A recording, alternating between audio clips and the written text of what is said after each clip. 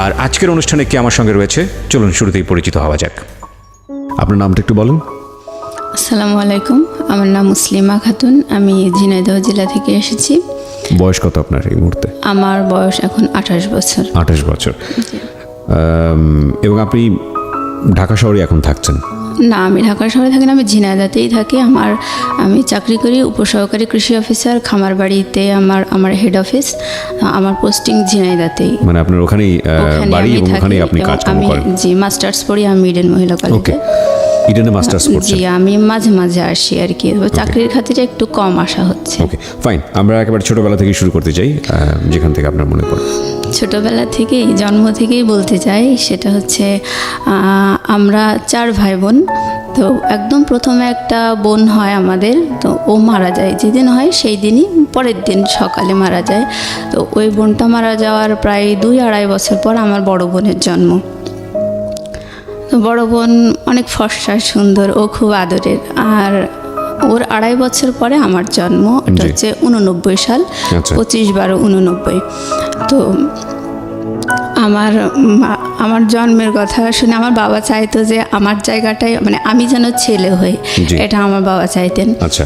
তো যখন আমার নানু বাড়ি হচ্ছে চুয়াডাঙ্গাতে, তা আমি যখন জন্মালাম আমার বাবাকে সংবাদ দেওয়া হলো ঝিনাইদহতে। তো আমার বাবা শুনলো যে মেয়ে হয়েছে। আমার বাবা যায়নি আমাকে দেখতে। তো আমার মা ওই সময় অনেক বেশি অসুস্থ ছিল, আর ডাক্তার আমার নানুকে বলল যে আপনার মেয়ে অনেক বেশি অসুস্থ বাচ্চা হওয়ার পরে, তো উনি যদি এখন বাবুকে বুকের দুধ খাওয়ায় তাহলে উনি আরও বেশি অসুস্থ হয়ে যাবে। আমি আসলে বুকের দুধ পাইনি কখনো। আমি আমার 4 ভাই বোনের মধ্যে আসলে খুব বেশি দুর্বল।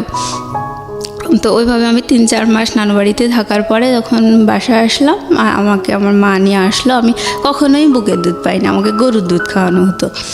তো বাসায় আসার পরে আমার বাবা, আমি হয়েছি কালো, মানে খুব চিকন, খুব রোগা রোগা। আমার বাবার পছন্দ হয়নি। তারপরেও সে চাইতো যেন একটা ছেলে হয়। সেই হিসেবে আসলে তার মনটা খুব বিষণ্ণ ছিল। আর বারবার বলতো আমার আবারও মেয়ে হলো, আমার ঘর অন্ধকার হয়ে যাবে, আমি একটা ছেলে চাইতাম, এসব বলতো। যাই হোক, এইভাবেই আসলে শৈশব। আর যখন একটু বড় হয়েছি, নানু বাড়িতে আমার বড় বোনকে খুব বেশি ভালোবাসতো। তো আমার নানু মাঝে মাঝে, মানে আমাদের বাড়িতে, মানে ওই আশেপাশের মামা যারা আছে তাদেরকে মাঝে মধ্যে পাঠাতো। আমার মামাকেও পাঠাতো, যে বলতো ওকে নিয়ে আয়, ওর নাম মেহজাবিন, বড় বোন, ওকে নিয়ে আয়, ও একটু বেরিয়ে যাক, ওকে অনেকদিন দেখিনি। এভাবে মামা আসতো, এসেই শুধু বলতো যে বুবু হচ্ছে মেহজাবিনকে নিতে এসেছি। তো ওকে নিয়ে যেত, আর আমি দাঁড়িয়ে দাঁড়িয়ে দেখতাম। ও আমার সামনে, ও ছোটো, আমার 2.5 বছরের বড় আর কি। তো ও কাপড় চোপড় গুছায় নিয়ে আমার সামনে দিয়ে হাসতে হাসতে চলে যেত, আমি দেখতাম। আবার মাঝে মাঝে আমিও খুব শখ করে মানে যেতে চাইতাম ওর সাথে নানু বাড়িতে। তো গেলে মানে আমার নানা, খালা, মামা কেউ তেমন খুশি হতো না আমাকে, ওকে দেখে খুব খুশি হতো, কোলে নিত, আদর করতো, এরকম।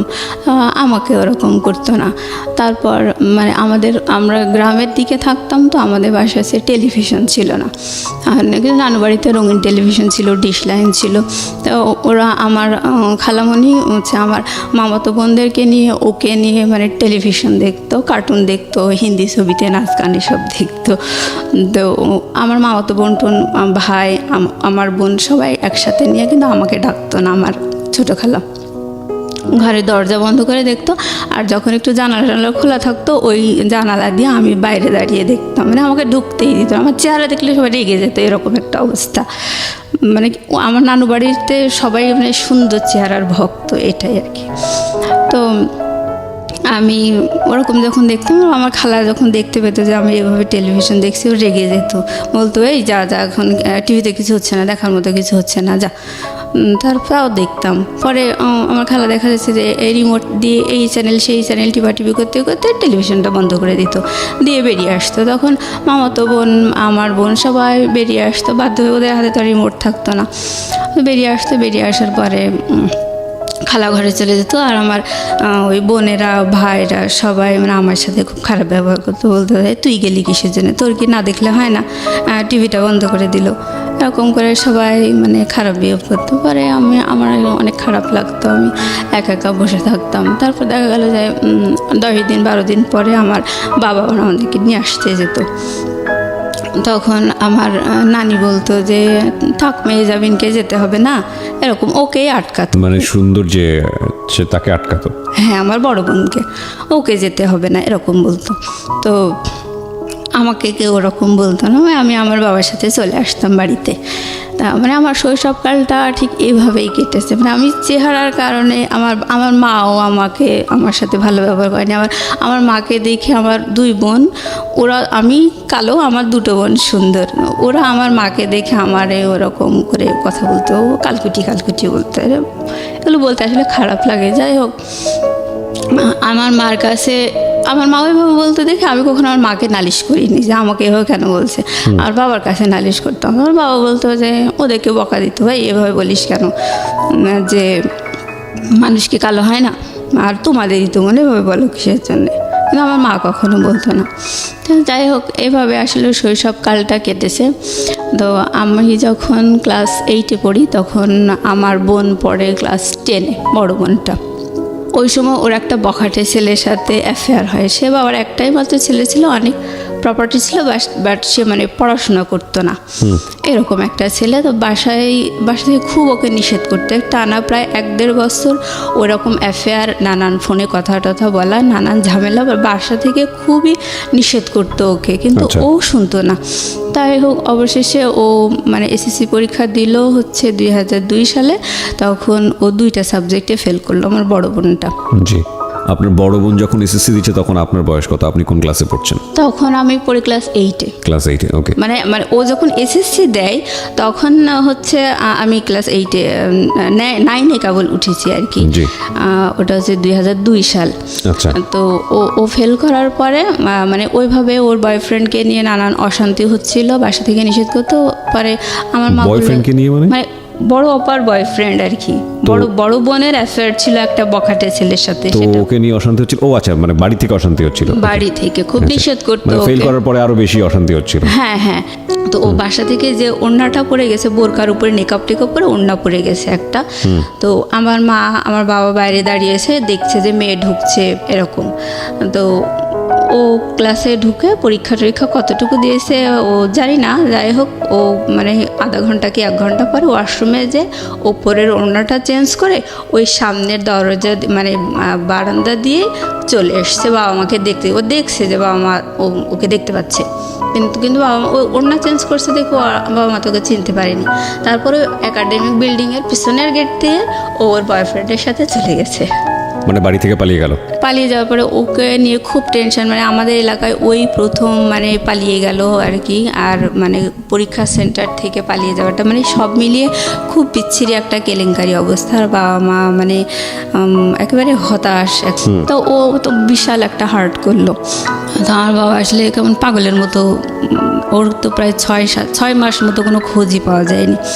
ও পালিয়ে যাওয়ার 4-5 দিন পরে বাসায় আমার টেলিফোনে ফোন করছে। ফোন করে বলছে যে আব্বা রিসিভ করার পরে ও আব্বা বলছে যে মা তুমি আমাকে দেখতে আসবে না, কাঁদছে বলছে। তখন ও বলছে যে না, তোমাদেরও আমার দরকার নেই, আমারও তোমার দরকার নেই। এভাবে বলার পরে বাবা ওর লাইন কেটে দিয়ে মানে আমার ও খোঁজই নাই। এবার 5-6 মাস পরে আমার বাবা বাধ্য হয়ে কেস করলো যে আমার মেয়েকে এরকম নিয়ে গেছে, নাবালক মেয়ে, আমি পাচ্ছি না। তারপর ওরা কেস করার পরে পুলিশের যে নানান হ্যারাসমেন্ট এগুলো ওরা শিকার হলে এগুলো পরে ওদেরকে পাওয়া গেল, ওরা আসলো আর কি। তখন আমার বাবা মেনে নিল ওকে।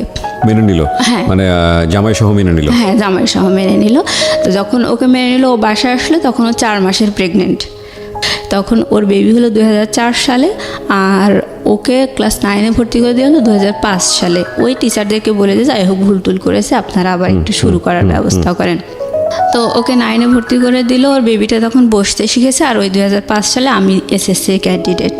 তো আমি ওর বাবুটাকে রাখি, পড়াশুনো করে, আমার তো আর স্কুল নেই। ও যেত স্কুলে আর পড়াশোনা করতো। যাই হোক, এইভাবেই ও এসএসসি পাশ করলো। তারপর এসএসসি পাশ করার পর ওর হাজব্যান্ড বিদেশে গেল। আমার বাবাই খরচা করে বিদেশে পাঠায়, মানে ওদের সাথে আসলে আত্মীয়তা হয় না, কিন্তু তারপরেও মেনে নিয়েছে, কি করা যাবে। এই ফাঁকে 2 বছর ছিল ওর হাজব্যান্ড বিদেশে, ও এই ফাঁকে ইন্টারমিডিয়েটটা পাশ করলো। আচ্ছা। পাশ করার পরে ইডেন মহিলা কলেজে অ্যাডমিশন দিল।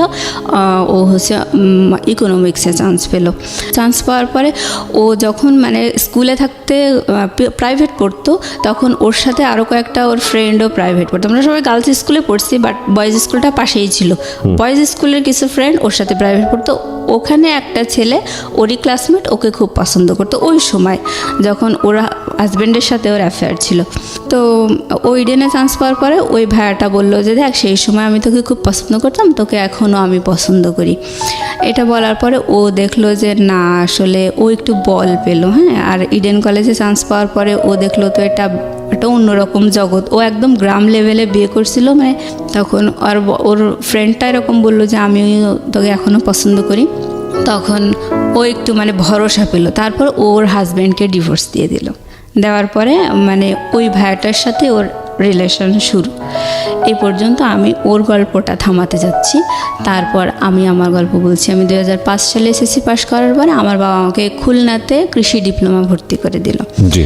তো আমি আমার বোন যখন পালিয়ে গিয়ে বিয়ে করছিল, তখনই আমি মানে বাবা মায়ের এরকম মানসিক অবস্থা দেখে খুব চারিদিকে মান সম্মানের একটা বিচ্ছিরি হ্যারাস, এই কারণে আমি মানে খুব ডিটারমাইন্ড হয়েছিলাম ওই সময় যে আমি কখনো পালিয়ে গিয়ে বিয়ে করব না, প্রেম করব না। এই আমার বাবা মাই আমাকে আশীর্বাদ করে ভালো ছেলে দেখে বিয়ে দেবে, এরকম একটা ইচ্ছে ছিল।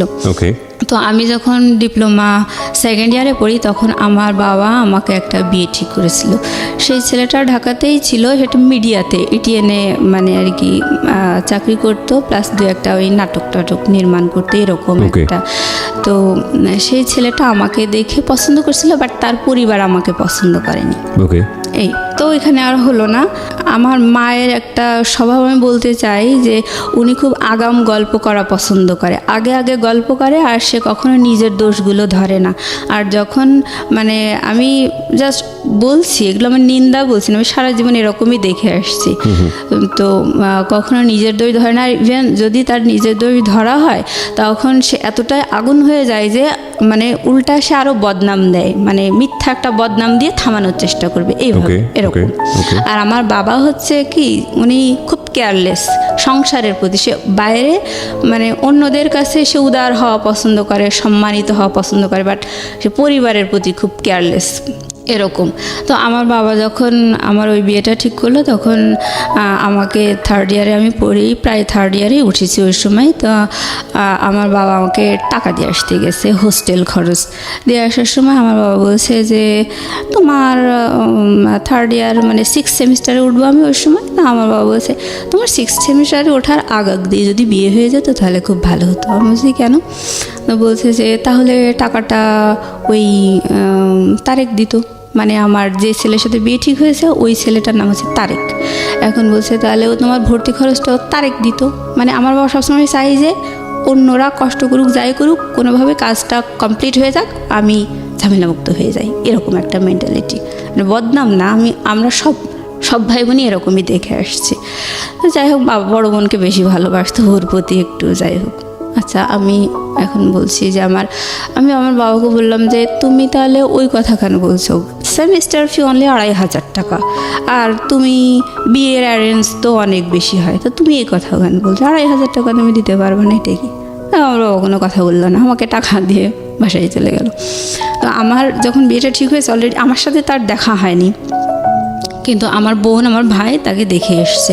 মানে ছেলেটা আমার জীবনে একটা ইয়াং ছেলে চেহারা, এত মানে একটা হাড্ডি সার, হ্যাঁ, আর চুলগুলা বড় বড় এরকম, মানে আমি একেবারে চুজেবল না। তো বয়সও অনেক। যাই হোক, তারপর আমি সবসময় বলতাম যে না, আমি কখনো, বাবা মা আমাকে আশীর্বাদ করে দেবে, সেই হিসেবে আমারও মানে ওদের বর্ণনা শুনে আমারও পছন্দ হয়নি। তারপর আমি মেনে নিয়েছিলাম। তো যাই হোক, আমার মা মানে আমার সাথে দেখা সাক্ষাৎ, আমার ওই পাত্রটার সাথে দেখা সাক্ষাৎ হওয়ার আগেই আমার মা আমাদের পাড়া প্রতিবেশী, আত্মীয় স্বজন সবার কাছে বলে বেরিয়েছে মেয়েকে মিডিয়ার একটা ডিরেক্টরের সাথে বিয়ে দিচ্ছি। এইভাবে বিশাল গল্প করে, মানে আমি কলেজেই আসি, আমি কিছুই জানি না। তারপর কিছুদিন পর আমার বাবা বলতেছে তোমাকে তো ওই পাত্রপক্ষের থেকে দেখতে আসবে, তুমি বিয়ে তো হয়েই যাবে, তুমি তোমার লাগেজপত্র সব গুছাই নিয়ে প্রিন্সিপাল স্যারকে বলবা যে তোমার বিয়ে হয়ে যাবে, তুমি আমার বিয়ে হয়ে যাবে, আমি ঢাকায় ট্রান্সফার হয়ে যাব, আমার জন্য টিসি রেডি করবেন। এটা তোমার প্রিন্সিপালকে বলে তুমি জিনিসপত্র গুছাই নিয়ে চলে আসবা। তো এর মাঝে আমার ওই ছেলেটা আমাকে দেখতে এসেছে। দেখতে আসার পরে আমাকে দেখে বেশ পছন্দ হয়েছে তার।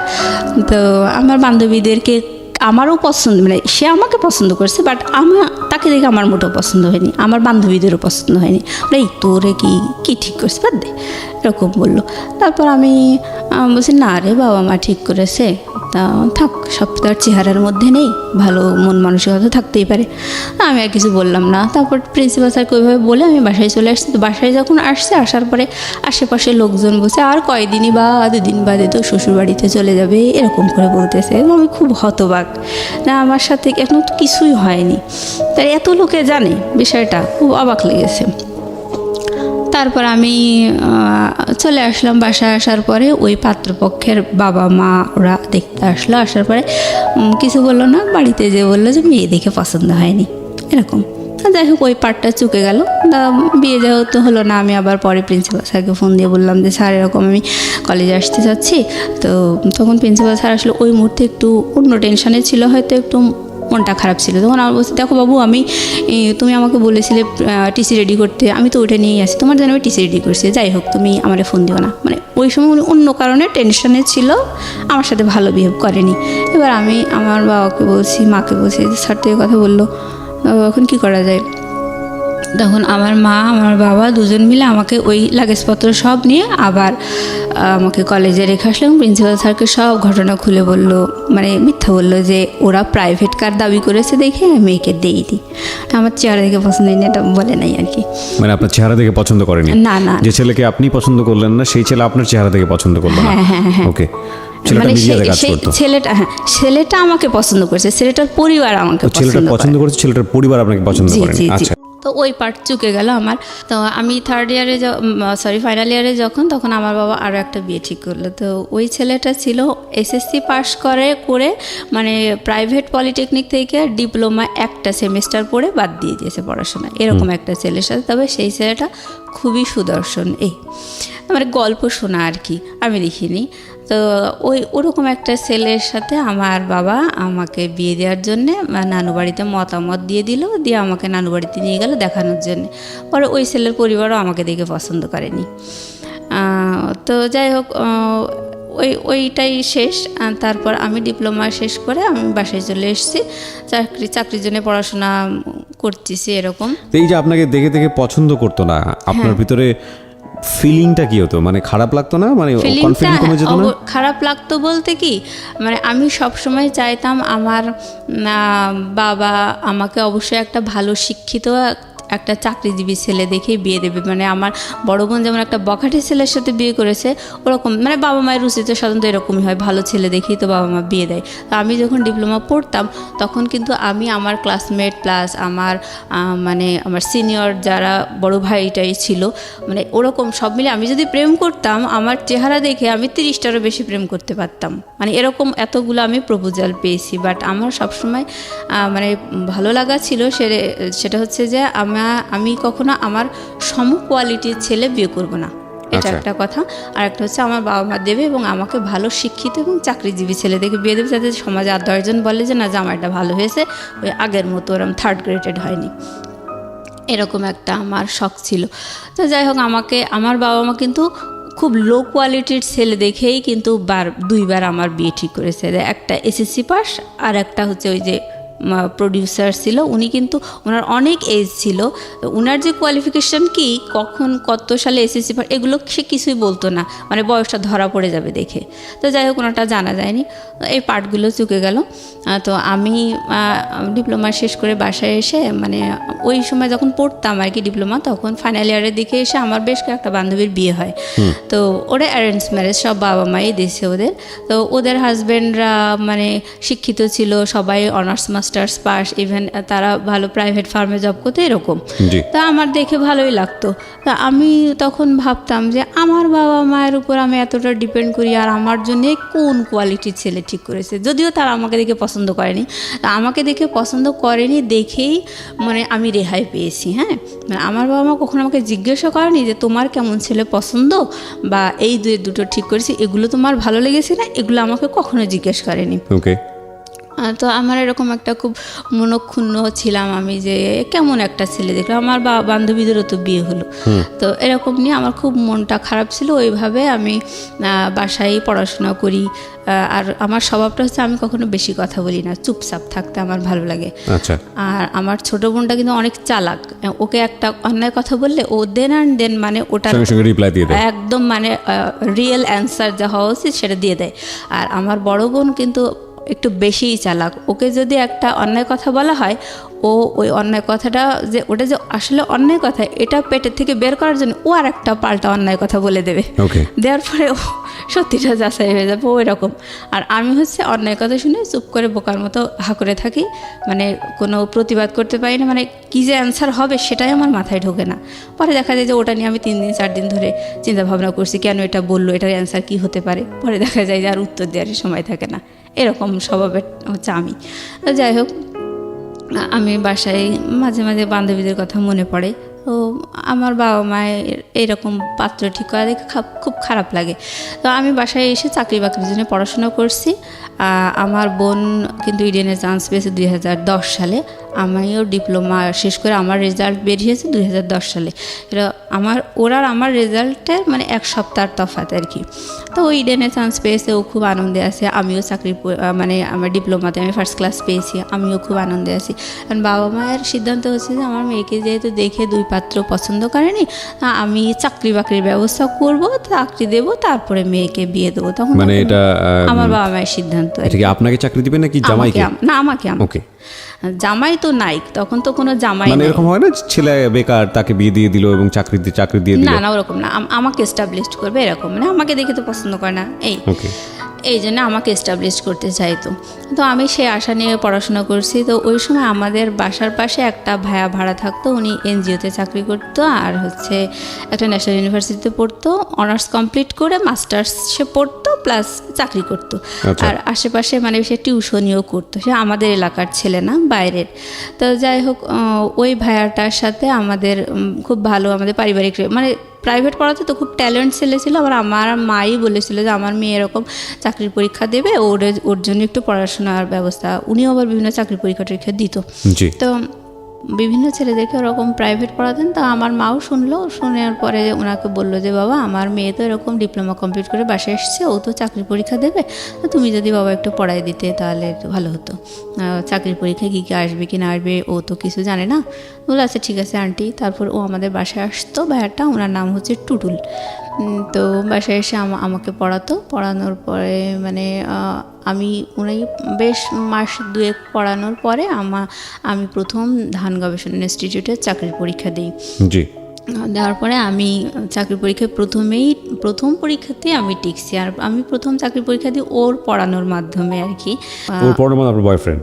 হ্যাঁ, আমার বয়ফ্রেন্ড। কি যেন নাম ছিল? টুটুল, ওনার নাম। টুটুল। তো ও আমাকে পড়াতো। আমি যখনই চাকরি পরীক্ষায় টিকেছি, মেরিট লিস্টে যখন আমার নামটা এসেছে, আমি সাথে সাথে ফোন করে দিছি যে বাবা আমি টিকেছি। তখন আমার আব্বা এত খুশি, আমার বয়ফ্রেন্ডকেও বলে দিয়েছে যে বাবা ও না টিকেছে, কিন্তু ও যে আমার বয়ফ্রেন্ড এটা আমার বাসা থেকে কেউ জানতো না। রাইট। কত সালে টিকলেন আপনি? 2010 সালে। 2010 সালে। তো আমার বাবা ওকে মানে একদম বাড়ির ছেলের মতো ভালোবাসতে লাগলো আর কি। কোনো সমস্যা হলে বা ছেলে মেয়েকে কি পড়াবে বা এরকম সব ধরনের মানে পারিবারিক সিদ্ধান্তে ওকে বড় ছেলের মতো করেই ভালোবাসতো, ওর কাছ থেকে সিদ্ধান্ত নিত, আলাপ করতে এরকম।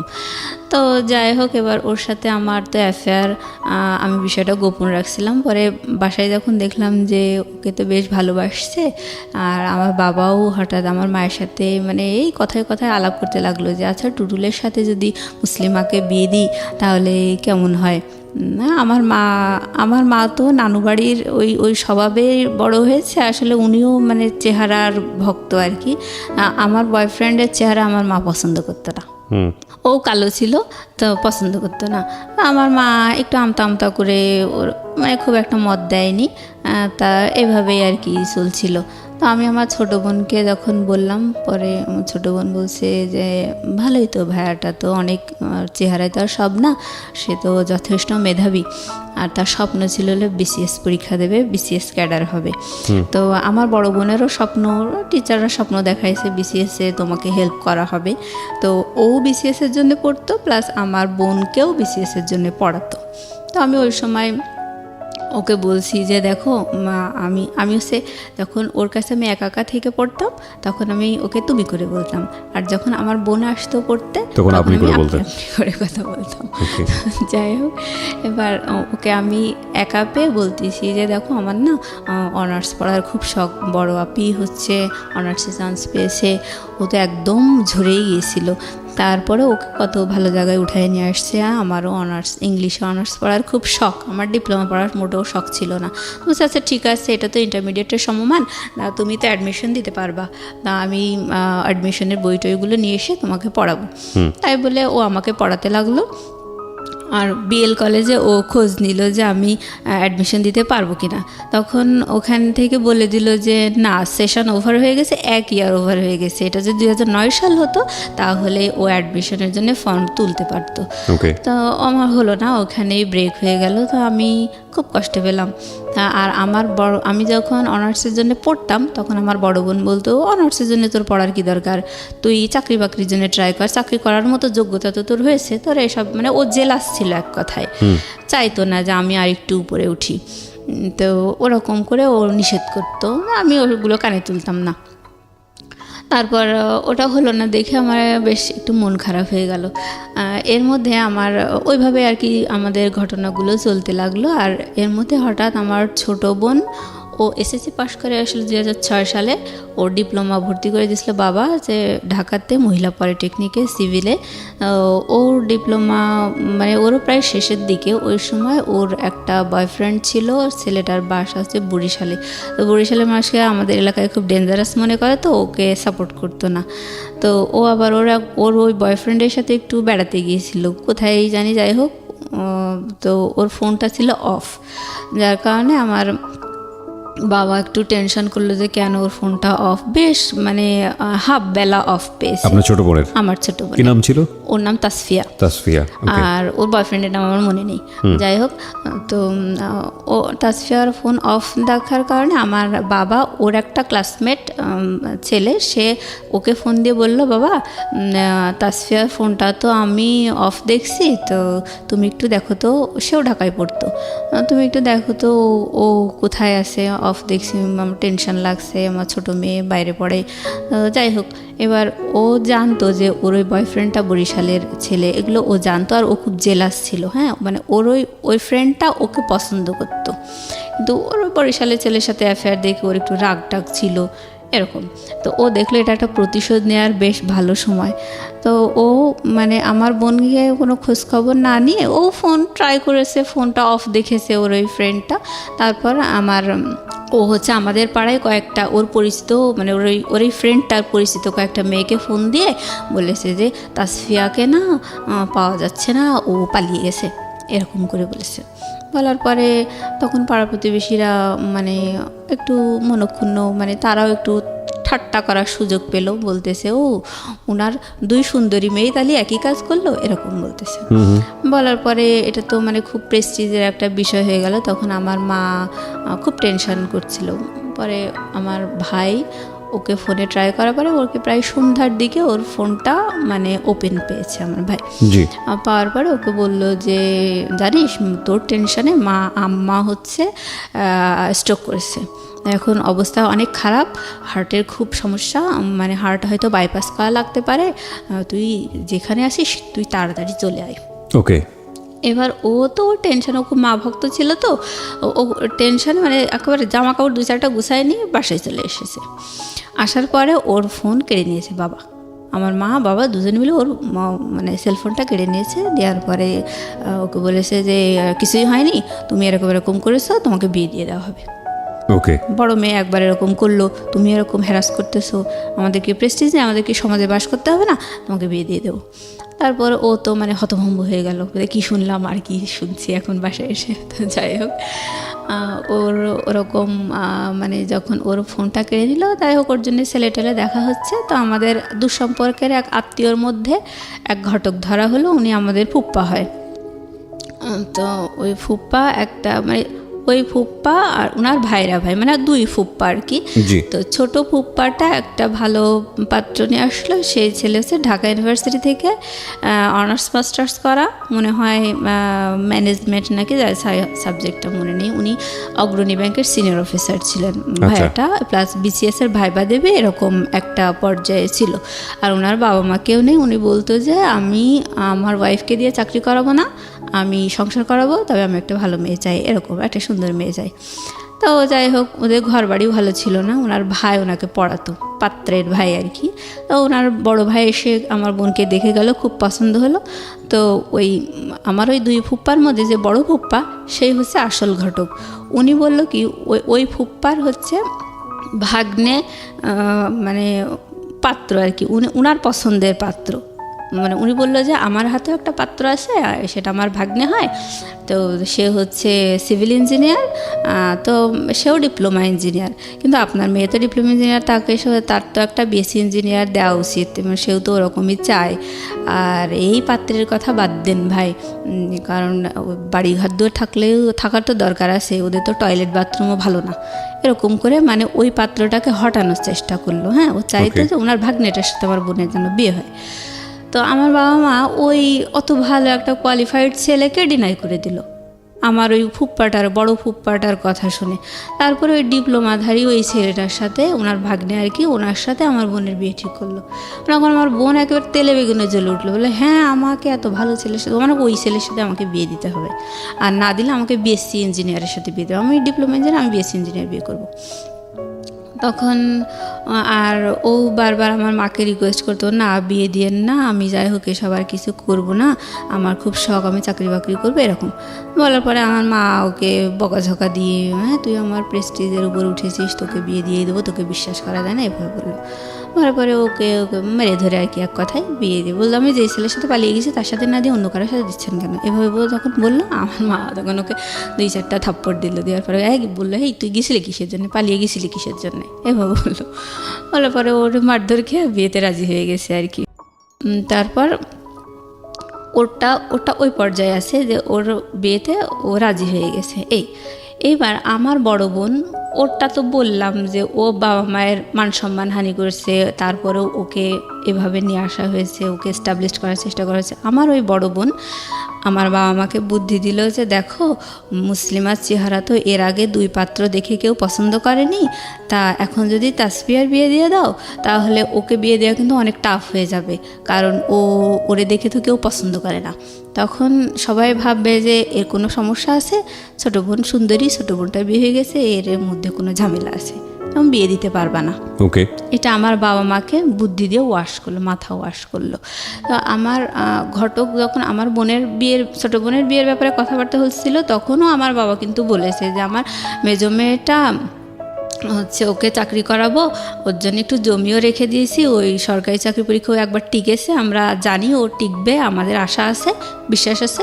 তো ওর ওই জমিটা বিক্রি করে ওর চাকরি ঘুষি দিয়ে ওরে চাকরি দিয়ে তারপর বিয়ে দেবো, এই মেয়েটাকে আমরা বিয়ে দেবো না। আর ঘটকও আমার চেহারা দেখে বললো যে হ্যাঁ এই মেয়েটা চাকরি দিয়ে বিয়ে দেওয়াই ভালো, এভাবে বললো।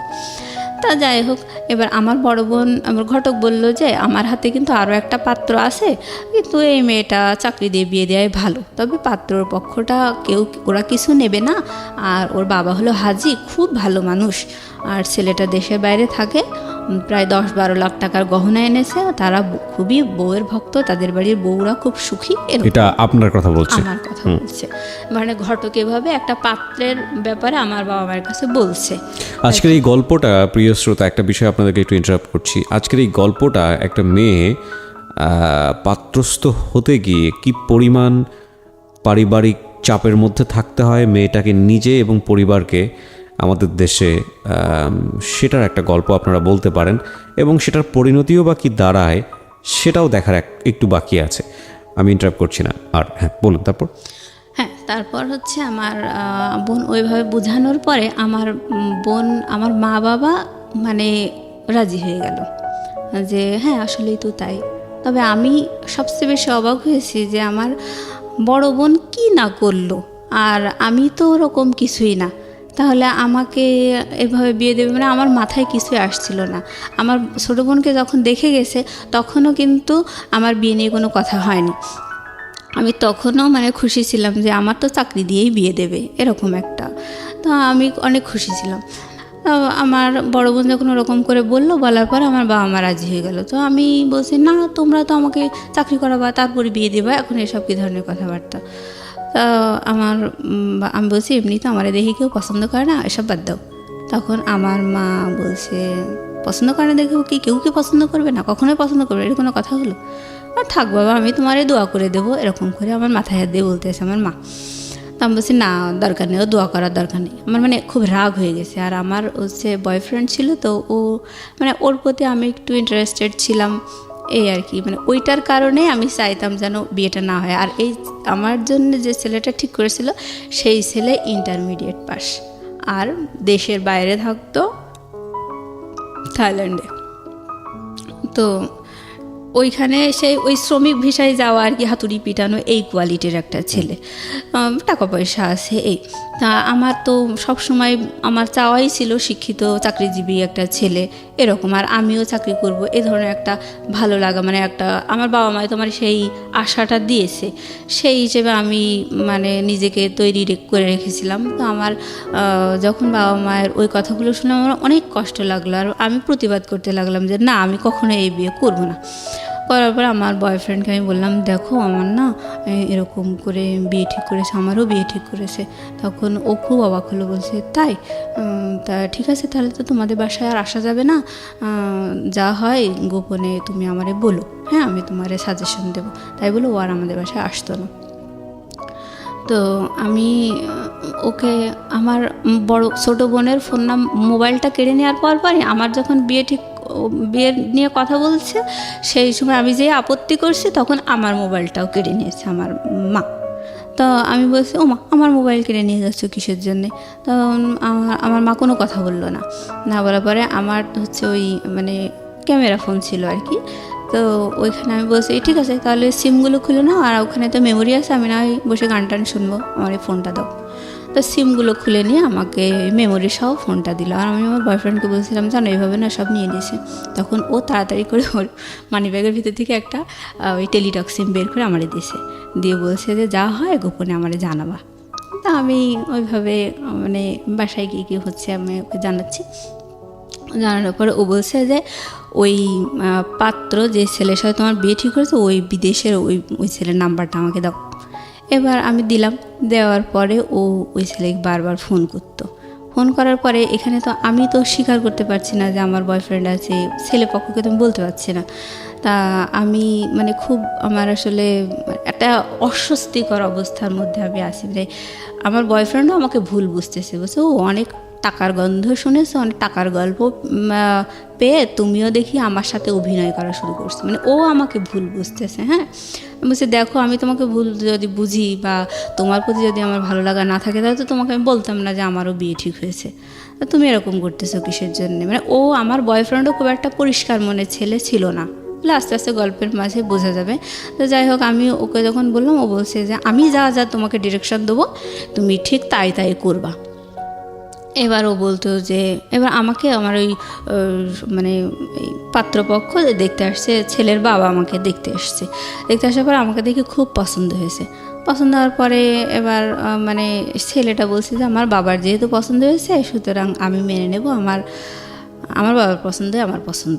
এই বলার পরে মানে তখন আমার মা বাবা মানে আহামরি খুশি যে আমাকে দেখে এই প্রথম একটা পাত্র পছন্দ করলো।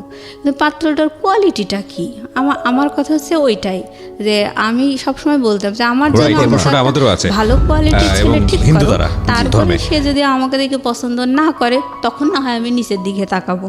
কিন্তু এখন তোমরা তো শুরুতেই একেবারে রুট লেভেলের দিকে তাই এসএসসি পাস, ইন্টারমিডিয়েট পাস, ওই বিদেশে যে হাতুড়ি পিটানো এসব কি।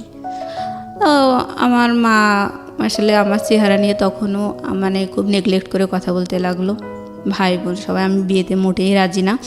তো আমাকে যখন আমার মানে পাত্রের বাবা দেখে পছন্দ করলো, আমি আমার বয়ফ্রেন্ডকে বললাম দেখো আমাকে দেখে না পছন্দ করেছে।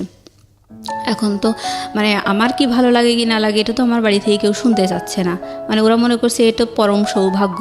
আর মানে এতগুলো চেষ্টার পরে যদি এরকম একটা সম্বন্ধ হয়ে যায় শেষ পর্যন্ত, সেটা আসলে সৌভাগ্যই ফ্যামিলির জন্য। হ্যাঁ হ্যাঁ, কিন্তু মানে আমার ফ্যামিলি কখনোই কিন্তু আমার চাওয়া পাওয়াগুলো শোনেইনি, মানে মূল্যায়নই জি, করেনি, আমরা সেটা জানতেই বুঝতেই পারছি। চায়নি। ধারাবাহিকভাবে যাই একটু সামনের দিকে। তারপর তো এইটাও তো বয়ফ্রেন্ডকে বললেন, টুটুলকে বললেন। হ্যাঁ, টুটুলকে বলার পরে ও বলতেছে যে ঠিক আছে, যা যা হয় তুমি আমারে জানাও।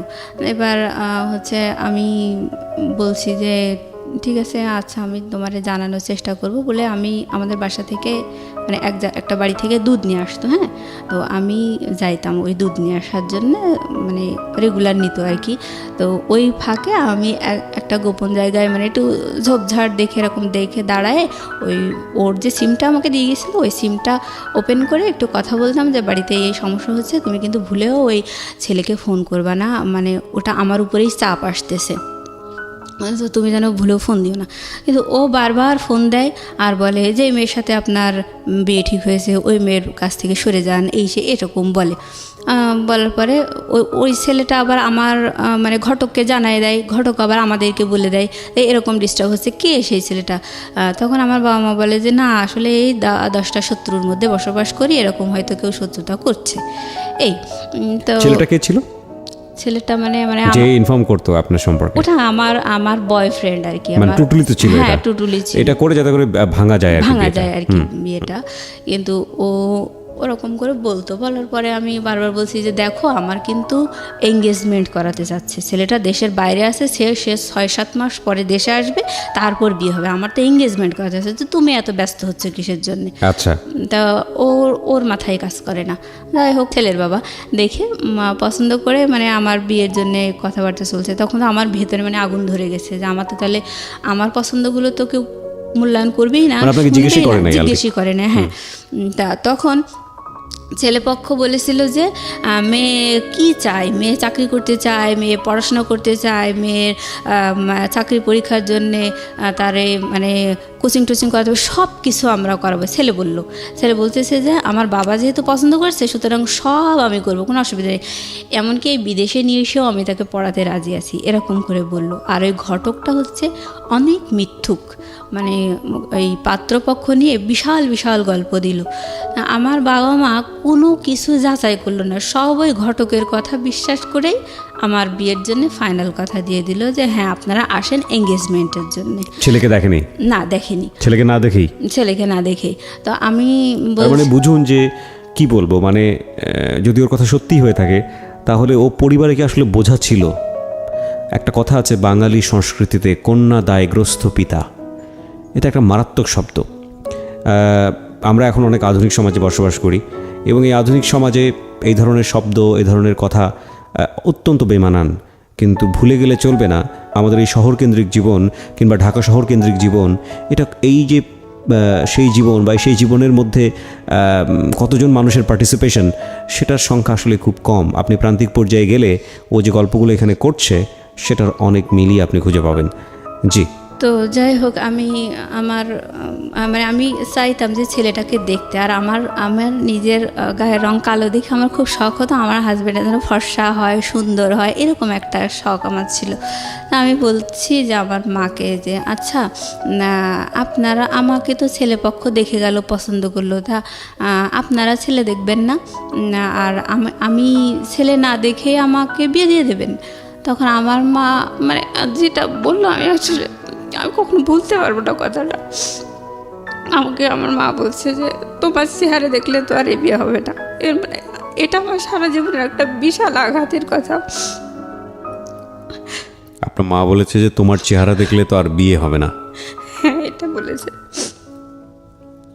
আর এই কথা শুনে মানে আমার প্রতিবাদ করার কোনো ভাষা ছিল না। আপনি এই চেহারা নিয়ে শুরু থেকে যে পর্যন্ত মানে কথা বলছেন, সেখানে মানুষের একটা পারসেপশন হতে পারে যে আপনি দেখতে আসলে কুশ্রী, এতটাই কুশ্রী যে আপনার দিকে তাকানো যায় না। বিষয়টা কিন্তু তা না শ্রোতা। ও দেখতে যথেষ্ট সুন্দর এবং সৃষ্টিকর্তা ওকে বানিয়েছেন। সৃষ্টিকর্তা প্রত্যেককেই কোনো গুণ দিয়ে দুনিয়াতে পাঠান, সুতরাং কোনো সৃষ্টিকেই অসুন্দর বলার কোনো সাহস ধৃষ্টতা আমাদের কারোরই থাকা উচিত নয়। তারপরেও যদি গড়পরতা চোখে যদি আমরা বলার চেষ্টা করি যে একটা মানুষ দেখতে কীরকম, সাদা না কালো, সুন্দর না কুশ্রী, সেই জায়গাটা থেকে ও মোটেও কুশ্রী নয়। আপনি অনুমতি দিলে আমি অনুষ্ঠানের কোনো একটা সময় আপনার একটা ছবি আমরা আমাদের ফেসবুকে বা ইউটিউবে দিব, সেখানে যদি আপনার অনুমতি থাকে। হ্যাঁ ইনশাল্লাহ, অবশ্যই। কারণ আমি চেহারা নিয়ে যতটাই আমি নেগলেক্টেড হয়েছি না কেন, কখনো আমি নিজেকে ভাবতাম না যে আমি আসলেই কুৎসিত। এটা আপনি আমি কখনো ভাবতেন না? ভাবতাম না। আচ্ছা। তো আমার মায়ের কথাটা শুনে এতটা কষ্ট লাগলো, মানে আমি চুপ করে মানে কিছু বলিনি, না বলে আমি রুমে দিয়ে মানে উপর হয়ে শুয়ে কাঁদছি, মানে ভুলতে পারছি না কথাটা। তারপর এভাবে আসলে বলার পরে বেশ কয়েকদিন ধরে আমি বারবারই মানে বিয়ের জন্য আপত্তি করছি। মানে আমার খুবই শখ, মানে মাই হার্ট অ্যান্ড সোল, আমি চাইতাম আমার হাজব্যান্ডটা যেন ভালো শিক্ষিত চাকরিজীবী, মানে একেবারে প্রাণের দাবি মতো। তো আমি সবসময় বলছি যে ও কেমন ছেলে ঠিক করেছে, আমার পছন্দ না, ও বিদেশে থাকে, কেমন শিক্ষিত না। তখন এরকম আমার মা বোঝায় যে তোর কি চেহারা, বারবার এরকম করে বলে। আমার ছোটো বোন বলতেছে যে ওই তারেকের মতো অত বাজে চেহারার একটা ছেলেও যে তোকে দেখে পছন্দ করলো না, তারপরে তাহলে তোরা তো শখ হয় কী করে, তুই ভালো চেহারার ছেলে চাস, তোর শখ হয় কী করে, তুই নিজের যোগ্যতাটা দেখবি না, এটা বললো। আর বড় বোন বলছে যে কয়েকদিন পরে তো তাসফিয়ার গায়ে হলুদ, তা হচ্ছে তখন মানে আমি বারবার বিয়েতে আপত্তি করছি, আর আমার বয়ফ্রেন্ড ওখানে ফোন করছে, ফোন করে মানে ডিস্টার্ব করছে।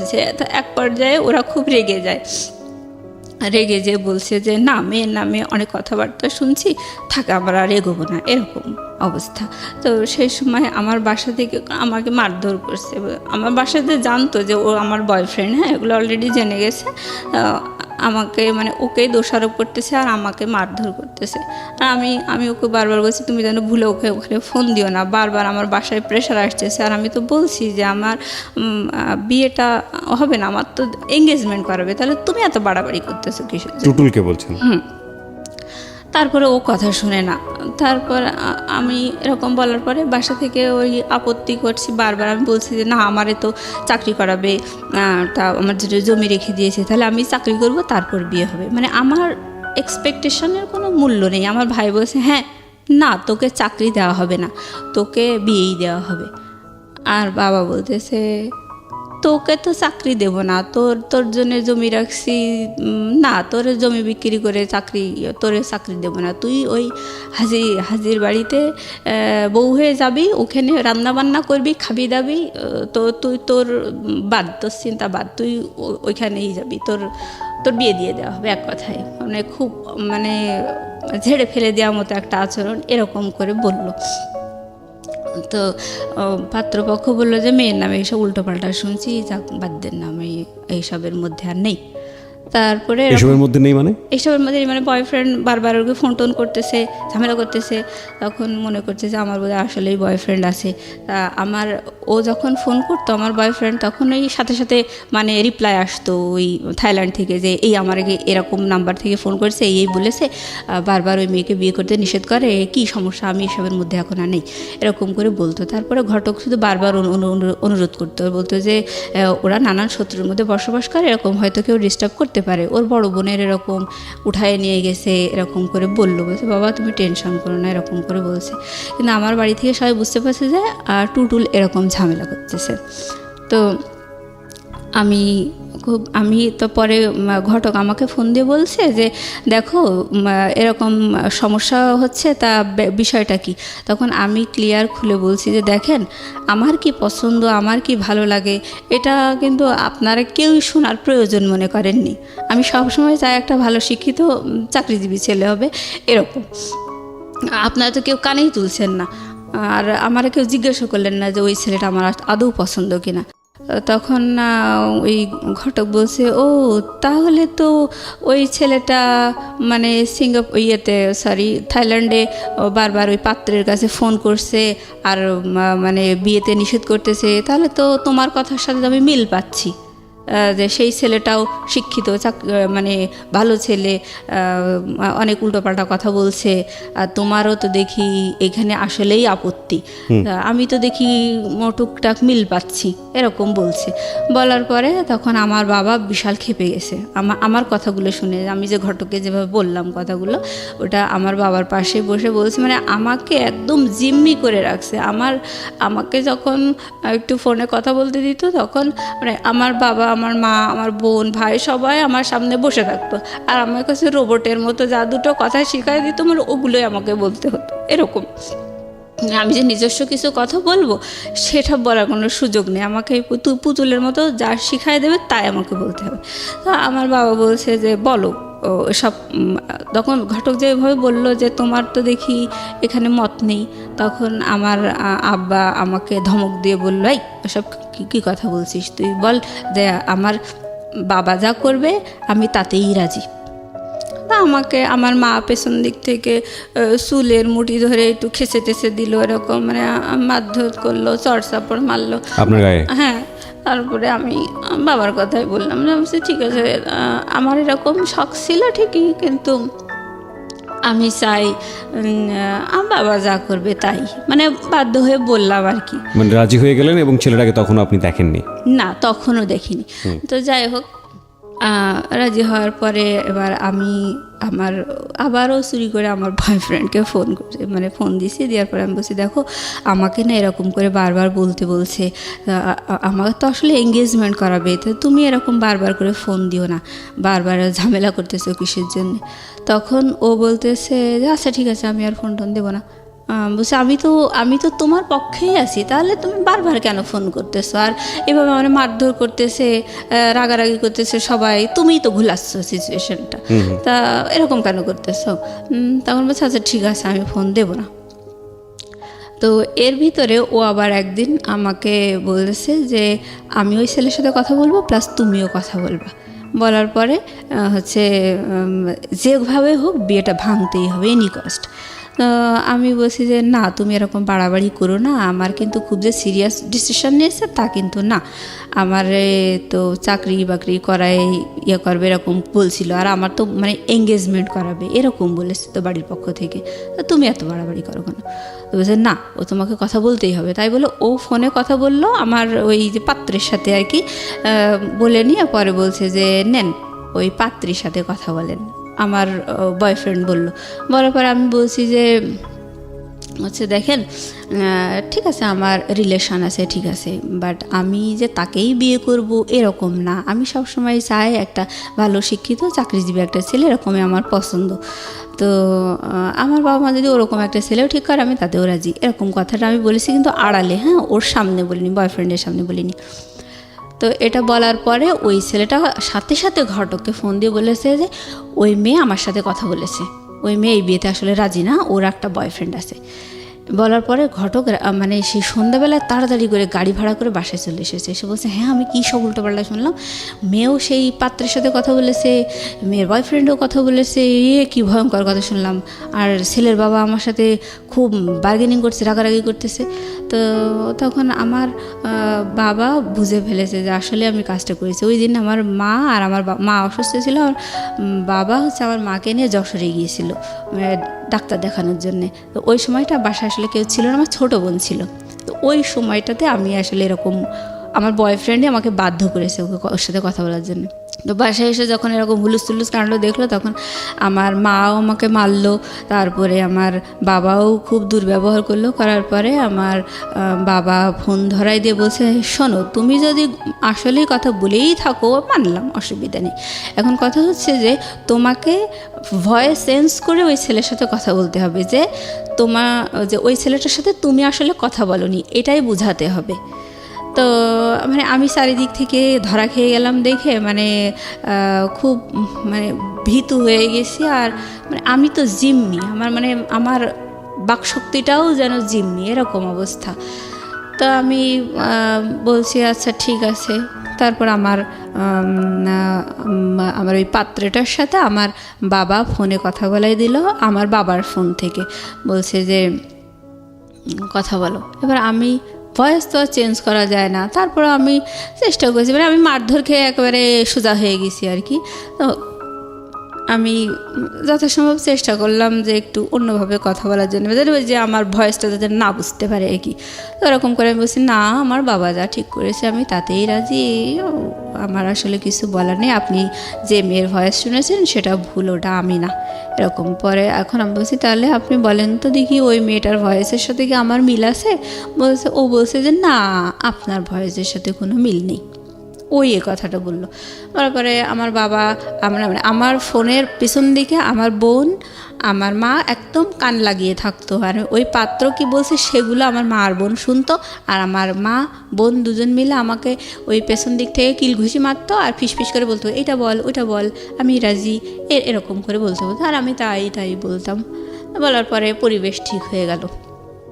হওয়ার পরে এবার হচ্ছে পাত্র, মানে আমার ওই পাত্রের বাবা আর কি বলছে যে আমি তো একা দেখে আসছি, এবার আমি চাচ্ছি যে আমার ছেলে, বৌমা, মেয়ে, জামাই সবাইকে নিয়ে পাত্রিকা আর একটু দেখে আসবো, আর হচ্ছে মানে এঙ্গেজমেন্ট করাই আসবো, এরকম বললো। বলার পরে আমি বলছি যে দেখো, আমার বয়ফ্রেন্ডকে বলছি দেখো ওই সামনে শুক্রবার না আমার হচ্ছে এঙ্গেজমেন্ট, ওই তুমি বারবার ফোন দিয়েও কিন্তু পজিশন হলো না, আর আমি তো তাদের হাতে বন্দি আছি, আমার ওই পুতুলের মতো যা বলতে বলছে তাই আমি বলে যাচ্ছি, তাহলে এগুলো করে কোনো লাভ হচ্ছে না, তুমি থামো, এঙ্গেজমেন্টটা অন্তত হতে দাও।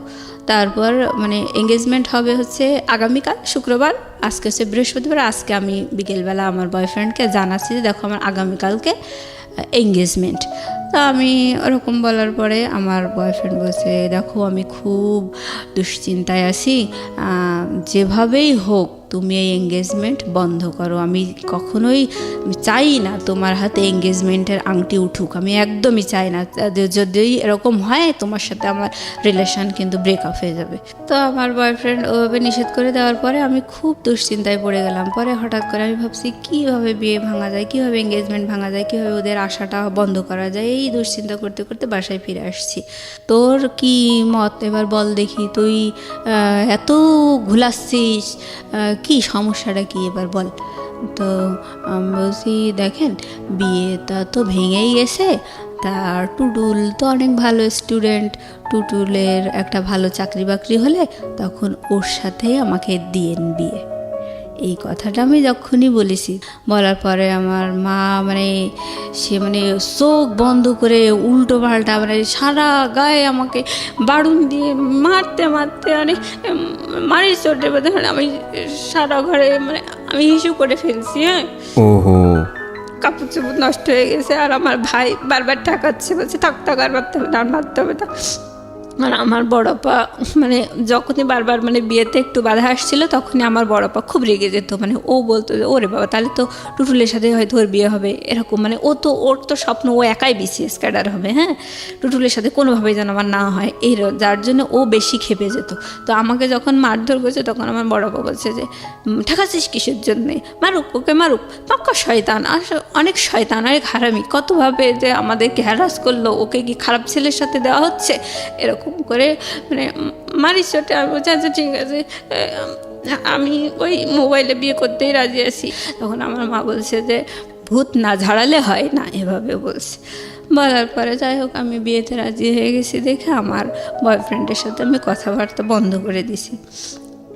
দিয়ে পরে ও বলছিল যে আর ফোনে ওই আমার ওই পাত্রের সাথে আর কথাটা তো বলবে না, এরকম একটা কথা দিয়েছিল। দেওয়ার পরে আমি যখনই ফোনে আবার রাজি হয়ে গেছি, পাত্রকেও বলে দিয়েছে যে হ্যাঁ আমাদের বাসা থেকে বলেছে না আমি বিয়েতে রাজি, তুমি যা শুনেছো সব ভুল, সবই শত্রুতার কারণে হয়েছে, এভাবে আসলে বিয়েতে আমি রাজি হয়ে গেছি। তো আমার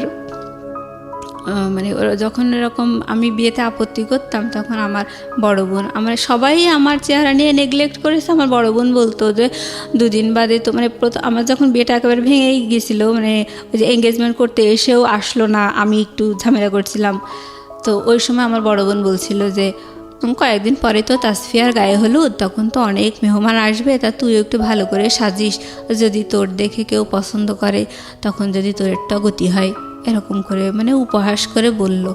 তো যাই হোক, পরে আমার বড় বোন আমি বিয়েতে রাজি হওয়ার পরে বললো, সেই তো রাজি হলি, তাহলে আর এত ঘোল খাওয়ার কি দরকার ছিল, সারা ঘর হিসু টিসু করে কি একটা ইয়াং মেয়ে লজ্জাও করে না, সি এরকম করে বললো।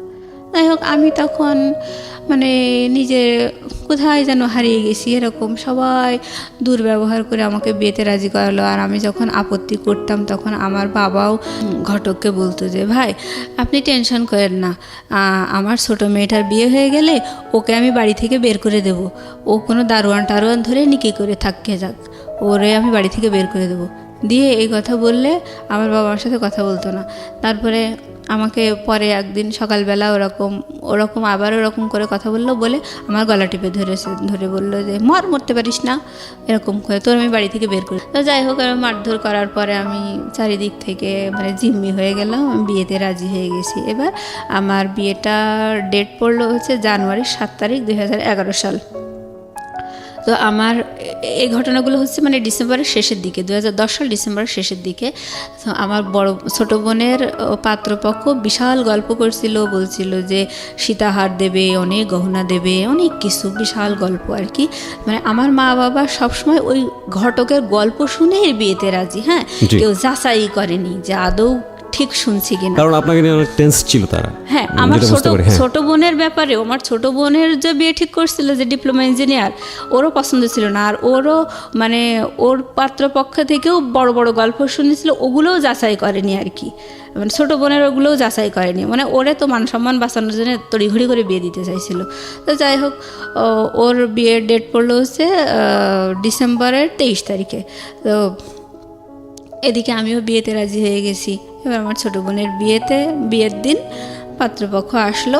তো পাত্রপক্ষ যে মানে আহামরি গল্প দিয়েছিল, সেই গল্প অনুযায়ী বিয়ের দিন কিছুই পাওয়া গেল না। বলছিল যে 40-50 ভরি স্বর্ণের গহনা দেবে, অনেক কিছু, অনেক টাকা দেনমোহর হবে, মেলা গল্প শুনেই তো বাবা মা রাজি হয়েছিল। তবে দেখা গেল যে 1.5 থেকে 2 ভরি স্বর্ণের গহনা দিয়েছে, আর ওই যে হাতে 2টা বালা দিয়েছে, সেটা হচ্ছে ব্রোঞ্জের উপরে 4-5 আনা স্বর্ণ মানে ঘষা টসা দিয়ে বানায় আর কি, ওরকম বালা দিয়েছে। মানে আমার বোন যে অনুযায়ী গল্প শুনছিল সেই অনুযায়ী কিচ্ছু পায়নি দেখে ওর খুব মন খারাপ, বললো আমার কি দিল, কোথায় দিল, এরকম। তা যাই হোক, আমার ছোটো বোনের বিয়ে হয়ে গেল। বিয়ে হওয়ার পরে শ্বশুরবাড়িতে গেল। আমার বোনটা আসলে একটু কি বলবো, ও মানে অল্পতেই একটু বেশি গল্প দেওয়া স্বভাব ছিল ওর। ও আমাকে বলছে ওর বিয়ের 3 দিন পরে ওরা এসছে, মানে আমার ছোটো বোন ছোটো বোনাই ওরা আমাদের বাসায় এসছে বিয়ের 3 দিন পরে। তখন ঘটক মানে আমার বিয়ের জন্য রেডি। তো ঘটক আর ঘটকের ওয়াইফ, আমার ফুপুই হয় ঘটকের ওয়াইফ, তো উনি বলছে যে তাসফিয়ার বিয়েতে, আমার মা বলছে যে তাসফিয়ার বিয়েতে তো বিরাট গল্প শুনলাম, তো সেই অনুযায়ী তো কিছু পেলাম না। তো আমার ফুপু বলছে যে ঠিক আছে, মুসলিমার বিয়েতে আপনারা খুব ভালো করে যাচাই করে নিন, যেহেতু এইটাতে পাননি, আর 2টো পাত্রই তো আমার হাজব্যান্ড ঠিক করেছে, তো এটা আপনারা যাচাই করেই নেন। তখন আমার মা বলছে না, যাচাই করা লাগবে না, যেহেতু পাত্রের বাবা হাজি, যাচাই করা লাগবে না। বলছে না যাচাই করেই নিতে হবে, এরকম করে বললো। কিন্তু তারপরেও যাচাই করেনি। তো বিয়ের 3 দিন পরে আমার ছোটো বোন আসলো রাতের বেলা। তো আমার ওই ঘটক আমার আব্বার সাথে আলাপ করছে যে বিয়ে নিয়ে এই মেয়েটার অনেক ঝামেলা ঝঞ্ঝাট হয়েছে, তো এখন আর বিয়ের ব্যাপারে আমি কোনো কথা বলবো না, এখন রাজি করালে আপনারাই রাজি করাইছেন, আপনারাই ফাইনাল মেয়ের সাথে কথা বলেন। তখন আমার আব্বার ডাকলো, ডেকে আমারে বলতেছে যে হচ্ছে হ্যাঁ বলো, তুমি কথা বলো, তুমি কি বলতে চাচ্ছ। তখন আমার মা রান্নাঘরে বসে রান্না করছে, আমি ডাইনিংয়ে, আমার বাবা, ঘটক, আমার বোন, আমরা কথা বলছি। তো আমি বলছি, আমি লাস্ট চেষ্টা করছি ওটা বিয়েটা আটকানোর, ওটা হচ্ছে আমার লাস্ট চেষ্টা। সেটা হচ্ছে আমি বলছি যে দেখো, তাসফিয়ার বিয়ের সময় তো মানে একেবারে আকাশ ছোঁয়া গল্প শোনা গেল, তার গহনা, তার পোশাক আশাক, বিশাল গল্প শোনা গেল যে এই দেবে, কিন্তু সেই অনুযায়ী কিন্তু বিয়েতে কিছুই হয়নি। তাহলে আমাকে অন্তত এঙ্গেজমেন্ট করায় রাখো, তারপর সব কিছু যাচাই টাচাই করে নিয়ে উনি তো 6-7 মাস পরে আসবে, তখন আমার বিয়ে দিও। এই কথাটা কেবল আমি বলছি, ওটা আমার বিয়ের ভাঙা, তখনও আমি মানে মন থেকে রাজি না, তো মার খেয়ে রাজি হয়েছি। তা ওই সময়টা যখন বললাম তখন আমার মা রান্নাঘর থেকে বলছে, আর একটু বাড়ুন দিয়ে মারবো নাকি, এরকম বলছে আমার মা। আর আমার বাবা বলছে যে তাসফিয়ার বিয়েতে কি পাওয়া গেছে কি পাওয়া যায়নি ওসব তোমার দেখার দরকার নেই, তুমি এই বিয়েতে রাজি, তুমি এখন কথা বলো। তো আমি দেখলাম যে না, আর আসলে বলার আর কিছু নেই। মনে মনে বললাম, পরে আমি বলছি আচ্ছা ঠিক আছে তোমরা যাবার তাই করো। মানে আমি মানে কেমন আমার মনটা অন্য একটা জগতে অন্ধকারের মধ্যে হারিয়ে গেছে, হতাশা, মানসিক আঘাত, কষ্ট, দিকে বয়ফ্রেন্ড তো মেলা ঘুলাইয়ে দিল। তো যাই হোক আমি বললাম আচ্ছা ঠিক আছে। তখন আমার বাবা বললো যে ঠিক আছে তুমি হাজী সাহেবের সাথে কথা বলো। পরে আমি বলছি কি কথা বলবো, বলছে যে তুমি যে চোখের সমস্যার কথা বলছিলা, উনি কষ্ট পাইছে, তুমি এখন তার কাছে ক্ষমা চাও। আমি কিন্তু সত্যি কথা বলছি যে আমার চোখের সমস্যা, অথচ তার জন্যে আমার বাবা হাজী সাহেবের কাছে আমাকে ক্ষমা চাওয়ালো। যে আমি অন্যায় করছি, ভুল করছি। না আমি তাই বললাম যে আঙ্কেল সরি, বুঝতে পারিনি, আপনি আমারে মাফ করে দেন। মানে আমি সবার হাতের পুতুল, তো আমি ওইভাবেই বলছি। বলার পরে হয়ে গেল, বিয়েতে আমি রাজি। তারপরে জানুয়ারির 7 তারিখে আমার বিয়ের ডেট পড়লো। আমার ফোন মানে ওটাতে তো শুধু মেমোরি ছিল। আমার মা বলল, মানে যখন ওই আমাকে মেরে ধরে বিয়েতে রাজি করা ছিল বারণ দিয়ে, তখন বলছে এই ফোনের মধ্যেও নিশ্চয়ই কোনো ঝামেলা আছে, তাই বলে ওইটাও কেড়ে নিয়েছিল। হ্যাঁ, তারপরে যাই হোক, পরে আমাকে বলল যে আমি বিয়েতে রাজি হওয়ার পরে আমাকে দেখতে আসবে আরও একবার, আমার ওই হাজী সাহেব আর একবার দেখতে আসবে পরের দিন। আমাকে বললো ভালো ড্রেস আপ করে রাখো, উনি আসবে দেখে যাবে।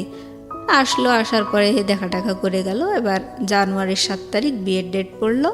তো ওই বিয়ের দিন আমার ছোট বোন ছোট বোনাই আসছে। তো আমার ছোট বোনাই বলছে আমার মাকে যে আম্মা হচ্ছে আপি, আমি যতদূর শুনেছি যে আপিকে আপনারা যথেষ্ট মেরে ধরে রাজি করাইছেন, তা পাত্র তো আমরা কেউই দেখিনি, তাহলে এভাবে মোবাইলে বিয়ে দেওয়াটা কি ঠিক হচ্ছে? তার চেয়ে বরং এঙ্গেজমেন্ট করায় রাখেন, আমরা সবাই মিলে আরেকটু দেখি যে আমরা যা শুনেছি সেগুলো আদৌ সত্যি কিনা। তখন আমার মা বলছে ওরে বাবা, ছেলেটার 250 বিঘা জমি আছে, ছেলের বাবার 250 বিঘা জমির মালিক, তাকে 30 বিঘার উপরে বিল আছে, তারপরে ছেলেটা 10 লক্ষ টাকার গহনা নিয়ে এসেছে, তুমি এসে ভালো আর কি কি বলছো, বাদ দাও, তোমরা ছোট মানুষ, তোমরা বোঝো না, আসলে বাদ দাও, মোবাইলেই বিয়ে হবে। এবার ছেলেপক্ষ চলে আসছে মাইক্রোওয়েভ করে। তো এখন আসার পরে আমার যে মানে কাজী নিয়ে আসছে আমার বাবা, কাজী আনার পরে কাজী বলছে যে মোবাইলে বিয়ে কি, এটা শরীয়তসম্মত না, এটা আমি পড়াতে পারবো না, আর এই ধরনের বিয়ে টেকেও না, এরকম বোকার মতো সিদ্ধান্ত কেন নিচ্ছেন আপনারা? তখন আমার আব্বা বলছে আপনাকে এসব ভাবতে হবে না, বিয়ে মোবাইলেই হবে। তো বলছে ও আচ্ছা ঠিক আছে। তাই বলে মনে করেন ওই কাজীর যে রেজিস্টার খাতা, মানে বিয়ে টিয়ে লেখালেখি, ওই রেজিস্টারে আমার নাম ঠিকানা সব কিছু লিখলো, পাত্রের বাবাও পাত্রের নাম ঠিকানা সব কিছু লিখলো, আর ঘটক হচ্ছে উকিল, আর এরকম, আর হচ্ছে মানে আমার বাবা, তারপরে পাত্রের মামা, এরা পাত্রের ভাই, এরা হচ্ছে বিয়ের সাক্ষী। তা হওয়ার পরে আমাকে মানে এসেছে আমার কাজী প্লাস ওই পাত্রপক্ষের লোকজন মানে আমার রুমে আসছে, এসে ওগুলো সই টই সব করা আছে, আমি সই করে দিয়েছি, এই পাত্রের ঠিকানা এইগুলো বলে টলে বলছে আপনি কি রাজি, আপনি কি কবুল বলছেন? তখন আমি বলছি যে কবুল। ছেলেটাকে দেখেননি? না না না না, আমি দেখিনি। আমি মোবাইলে কবুল বলিনি, আমি কবুল বলছি হচ্ছে কাজীর সামনে। কাজী ওখানে আমার বাবা, তারপর কাজী, ঘটক, মানে পাত্রের বাবা, পাত্রের ভাই, এগুলো সবাই আমার রুমে সবাই দেখছে যে আমাকে কবুল পড়াচ্ছে, আমি কবুল বলছি। তখন মোবাইল ছিল না কানে? না, আমি ছেলেটাও শুনে নাই? না না না, ছেলেটাও শুনে নাই। আমি এভাবে কবুল বলছি, আমাকে 3 বার কবুল বলতে বললো, আমি 3 বার কবুল বললাম। বলার পরে ওনারা আমার রুম থেকে বেরিয়ে গেল। তা দেনমোহর করছিল 1 লক্ষ টাকা। তো এভাবে আমি আর কবুল বলানোর পর আমি ওদের সামনে কবুল বলছি, আমি ফোনে কবুল বলি নাই, আমার কবুল বলার সাক্ষীও না ওনারা। তো যাই হোক, আমি কবুল বলার পরে ওনারা আমার রুম থেকে বেরিয়ে গেলেন। বেরিয়ে যাওয়ার পরে ড্রয়িং রুমে ওনারা সবাই বসে আছেন, পাত্রপক্ষের সবাই, আমার ছোট বুনাই, আমাদের বাড়ির সবাই। আমি ছিলাম না, আমি দরজার কাছে, ড্রয়িং রুমে দরজার কাছে আমি দাঁড়িয়েছিলাম। এখন পাত্র হচ্ছে মানে কাজী হচ্ছে কানে মোবাইলটা নিয়েছে, নিয়ে ওই নাম ঠিকানা সব বলছে, বলে পাত্রকে বলছে বলেন কবুল এরকম। তো উনি ওই পাশ থেকে কবুল বলছে। আসলে ওই পাত্র বলছে না কে বলছে সে আল্লাহ লাউড জানে। স্পিকারও দেয়নি? না লাউড স্পিকারও দেয়নি। তো কবুল ওইভাবেই আসলে বিয়েটা হলো। মোবাইলে সে কবুল বলল, কিন্তু ওই কাবিননামায় পাত্রের কোনো সিগনেচার নেই, মানে পাত্র উপস্থিতি নেই আর কি। সে বিদেশ থেকে মোবাইলে কবুল বলল, আর আমি দেশে থেকে। তাও আপনারা কেউ শোনেননি সেই কবুল? না, আমরা কেউ শুনিনি সেই কবুল। তো যাই হোক, এবার ওই দোয়া দরুদ পড়লো আর কি, কলেমা এগুলো পড়ে নিয়ে একটু মোনাজাত করলো। সেই সময় ওই আর কি লাউড দিল আর কি। লাউড দিয়ে ওইখান থেকে পাত্রের তার ওই 2-4টা বন্ধু টন্ধু নিয়ে ওই একা সেখানেও সে কি পড়ছে দোয়া দরুদ, আর এরাও পড়ছে, মানে এটা লাউডে হয়েছে আর কি। তো কবুলটা লাউডে হলো না কেন? কবুলটা লাউডে হলো না মানে ওরা ওই সময় আসলে বোঝেনি যে এটা লাউডে করতে। আর আমার বাবা মায়ের বিশ্বাস হচ্ছে যে হ্যাঁ আমরা মোবাইলেই বিয়ে দিচ্ছি, ব্যাস। তারা জাস্টিফাই করছে না যে আসলে ছেলেটা কবুল বলছে নাকি আদৌ বলছে না, এগুলো কেউ জাস্টিফাই করছে না। আর তারা মাথায়ও আসেনি যে আদৌ কবুল বলছে, বা ওই কবুল শব্দটা তাদের শোনার আগ্রহ এরকম ছিল না। তাদের কথা হচ্ছে এই মোবাইলই তো বিয়ে দিচ্ছি এই। আর তাদের সবচেয়ে বেশি আত্মবিশ্বাস ছেলের বাবা হাজি, সুতরাং তারা কখনোই ফাঁকি দেবে না, এই ধরনের একটা মানে ট্রাস্ট তাদের মধ্যে। তো যাই হোক, বিয়ে হয়ে গেল। হওয়ার পরে আবার আমার শ্বশুর হয়ে গেল হাজি সাহেব। আমরা সবাই মানে একসাথে ডাইনিংয়ে বসে খাওয়া দাওয়া করলাম। করার পরে মানে আমরা না সরি ওই মানে পাত্রপক্ষকে আমার ওই ননদ শ্বশুর শাশুড়ি সবাই ডাইনিংয়ে বসে আছে, আমি সবাইকে খেতে দিচ্ছি। খাওয়া দাওয়ার পরে ওনারা আমার শাশুড়ি একটা কথা বলে গেলেন যে মা, এই মোবাইলে বিয়ে হয়েছে এই কথাটা কখনো কাউকে বলবা না। ইভেন আমার মা আমার পরিবারের সবাইকে বলে গেল যে এই কথাটা কখনো কাউকে বলবেন না যে মোবাইলে বিয়ে হয়েছে, কারণ এটা শরীয়তসম্মত না। আমাদের তো আবারও পরে বিয়ে পড়াতে হবে, যখন ছেলে 6-7 মাস পরে আবার দেশে আসবে তখন তো আবারও বিয়ে পড়াতে হবে, নাহলে তো একসাথে থাকতে পারবে না। আমরা শুধু জাস্ট বেঁধে রাখার জন্যে এরকম করে কবুল পড়ালাম। এরকম কবুল পড়ায় ওই এঙ্গেজমেন্টের আংটিটা আমার হাতে পড়াই দিছে।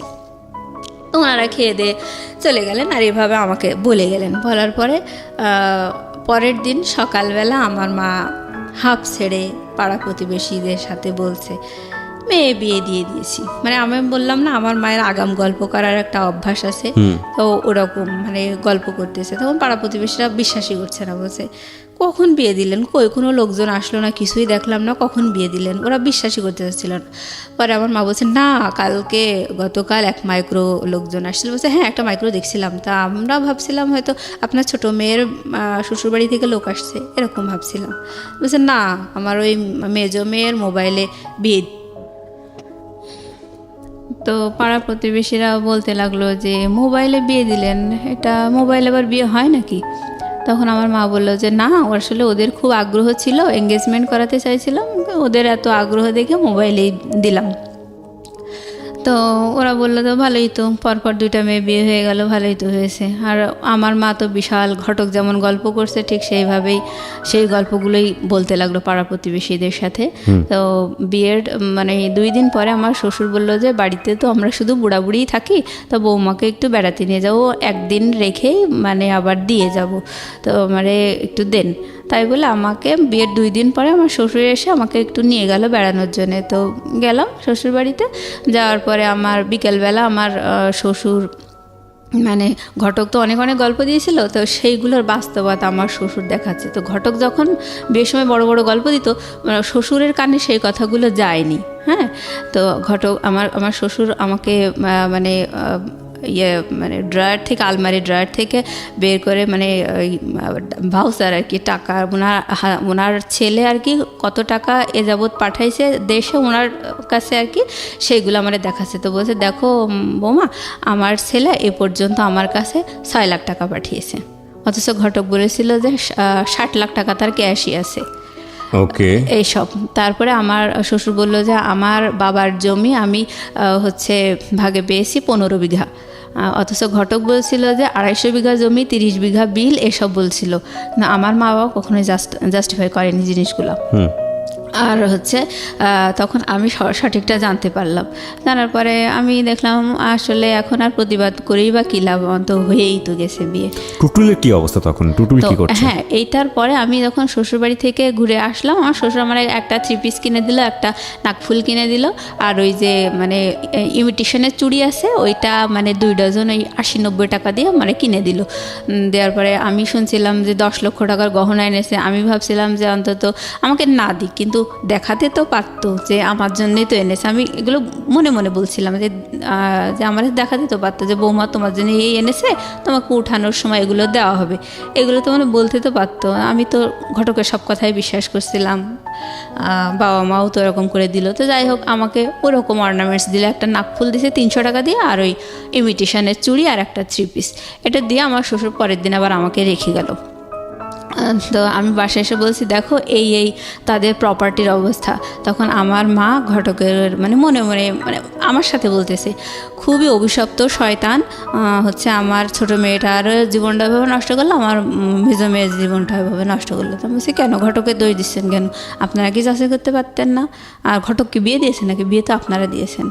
যাই হোক, এভাবে বলার পরে মানে খুব রাগ আমার বাবা মায়ের উপর। এবার আমার ফোনগুলো আমাকে দিয়ে দিয়েছে, আমার ফোন, আমার বোনের ফোন, যারটা তার আমার বাবা আমাদেরকে দিয়ে দিয়েছে। দেওয়ার পরে আবার আমি তখন টুটুলকে ফোন করছি, ফোন করে বলছি দেখো এরকম তো বিয়ে হয়ে গেছে, তা তুমি তো অনেক পরিবেশ ঘোলা করেছো, আমি তো চাইছিলাম এঙ্গেজমেন্ট করাতে, আর তুমি যেভাবে পরিবেশ ঘোলা করেছো তাতেই ওরা আসলে মোবাইলে, ওদের এমনি বিয়ে দেওয়ার ইচ্ছা ছিল, আমার বাবা মাও বলছিল, কিন্তু আমি এরকম যদি পরিবেশ ঘোলা না হতো তাহলে হয়তো মোবাইলে বিয়েটা বন্ধ করা যেত, কিন্তু তুমি যেভাবে করছো মোবাইলে আমার বিয়ে হয়ে গেছে। তাহলে অবশেষে কী হলো, শেষ পর্যন্ত তো তোমারও পাইলাম না আর আমার মোবাইলে বিয়ে হয়ে গেল। তখন ও বলল যে দেখো তোমার সাথে আমার রিলেশন এত বেশি লং হবে এমন প্ল্যান তো আমার ছিলই না। আমি তো আমার ফ্রেন্ডদের সাথে, আমার কলিগদের সাথে বাজি ধরে তোমার সাথে রিলেশন করছিলাম। তোমার সাথে যখন আমার রিলেশন ছিল ওই সময় আমার মিনার সাথে রিলেশন ছিল, মিনা আমার ছাত্রী। আমি আসলে ওকে ভালোবাসি, কিন্তু তোমার সাথে বাজি ধরে আমি রিলেশন করছিলাম, তুমি আমার চিন্তা বাদ দাও। ওকে ওকে, মানে ওই সময় ওটা শোনার পর আমি বলছি তাহলে এই কথাগুলো আমার বিয়ের সময় তুমি বলতে, যখন তুমি পরিবেশ ঘোলা করছিলে সেই সময় বলতে। তখন বলছে না, এভাবে কি বলা যায় নাকি, বাজি ধরে আসছি এরকম, বা তোমাকে চায় না, এগুলোকে ডিরেক্ট বলা যায় নাকি? যাই হোক, বলিনি। তো ওর ওই কথাটা শুনে মানে মানে এতটাই আমি হতভম্ব হয়ে গেছি যে এ আবার কোন বেইমান। এবার ওর সাথে আর কোনো যোগাযোগ নাই, কথা নাই। এখন আমার বাবা বলতেছে যে বিয়ের যখন আমার প্রায় 4-5 দিন এরকম যাচ্ছে, আমি আমার হাজব্যান্ডের সাথে ফোনে গল্প করি, আমার মন না চাইলেও গল্প করি, কী করবো, এখন তো আর কিছু করার নাই। আমার খুব কষ্ট লাগতো বয়ফ্রেন্ডের এরকম আচরণ শুনে, এভাবে মারধর করে বিয়ে দিল। তাই আমি একাই খুব কান্নাকাটি করতাম, করে ওই সময় আমার হাজব্যান্ডকে মানে ফোন দিয়ে আমি হাওমাও করে কাঁদতাম, কিন্তু আমি ওকে বলতে পারতাম না যে আমি কেন কাঁদছি। তো ও মনে করতো আসলে আমি বোধহয় ওকে খুব ভালোবাসি, ওকে খুব দেখতে চাই, কাছে পেতে চাই, এই জন্যে আমি কাঁদছি। তো ও আমাকে বুঝাতো, মানে ওর ধারণাটা ভুল, হ্যাঁ, কিন্তু আমি তো আমার মনের কথাগুলোও বলতে পারছি না।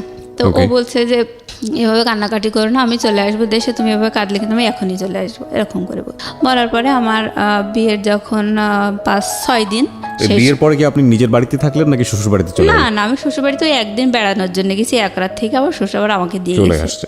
হ্যাঁ, তো মানে বলছে যে উঠায় নেওয়ার পরে আমি শ্বশুর বাড়িতে যাবো এরকম। তো যাই হোক, এবার আমার বাবা আমাকে বললো, মানে আমাকে বিয়ে দিয়েই মানে হাফ ছেড়ে বাঁচলো, মানে পাত্রপক্ষ যেরকম বড় বড় গল্প দিছিল যে পড়াবে, চাকরি, ঘুষ দেবে, এইগুলো। তখন আমার বাবা বলতে লাগলো যে এখন তো তোমাকে বিএসসি ভর্তি করায় দেবো, তোমার বিয়েই তো দিছে এই কারণে যে ওরা তোমাকে পড়াবে, এখন জামাইয়ের কাছে খরচ চাও, তোমার খরচ কে দেবে? আর বাসা থেকে আমার মাও মানে খুব খারাপ বিহেভ করতে বলছে, 2 দিন হাজব্যান্ড না হতেই তার দরদ খুব বোঝা শিখে গেছে, এরকম বলছে। আমার আসলে টাকা চাইতে খুব লজ্জা করতো। আমার বলছে যে বিয়ে তো তোমরাই দিছো, তাহলে তোমরা টাকা চেয়ে দাও, আমি কেন চাইতে দাও? বলছে কেন, এখন তো তোর নিজস্ব পরিবেশ হয়েছে, এখন তুই তোর মতো করে ম্যানেজ করে নিবি। মানে আমার উপরে চাপাই দিয়েছে, এবং আমার বলতে যে তোর খরচ কে দেবে, তোর তো বিয়ে হয়ে গেছে, তোর খরচ কে দেবে, এরকম করে নেগলেক্ট করে কথা বলে। তারপরে আমার আসলে অনেক খারাপ লাগে ব্যবহার আসার এরকম দেখে। আমি আমার হাজব্যান্ডকে বলছি যে দেখো তুমি তো বলছিলে যে চাকরির বাকরির ঘুষ দেবা, পড়াবা, আবার বিএসসি ভর্তি করাই দেবা, সবই তো বলছিলে, তাহলে এই সব শুনেই তো রাজি হয়েছি। তখন আমার বাড়ি থেকে বলতেছে তুমি বিএসসি ভর্তি করাই দিতে, তা তুমি দাও। বলতেছে যে কেন, বিএসসি আমি এখন ভর্তি করাই দেবো, কারণ তোমার মুখ তো আমি দেখিনি। বিএসসি পড়াতে তো লাখ লাখ টাকা খরচ হবে, আমি তো তোমার মুখই দেখিনি এখনও, তাহলে এত টাকা এখন তুমি তোমার বাবার ঘরে আসো, তোমার বাবার মায়ের কাছে খরচ চাও। এটা আপনার হাজব্যান্ড বললো। হাজবেন্ড বললো? বলার পর কি আমি নাম ছিল আপনার হাজবেন্ডের? ওর নাম ছিল হচ্ছে শামসুল।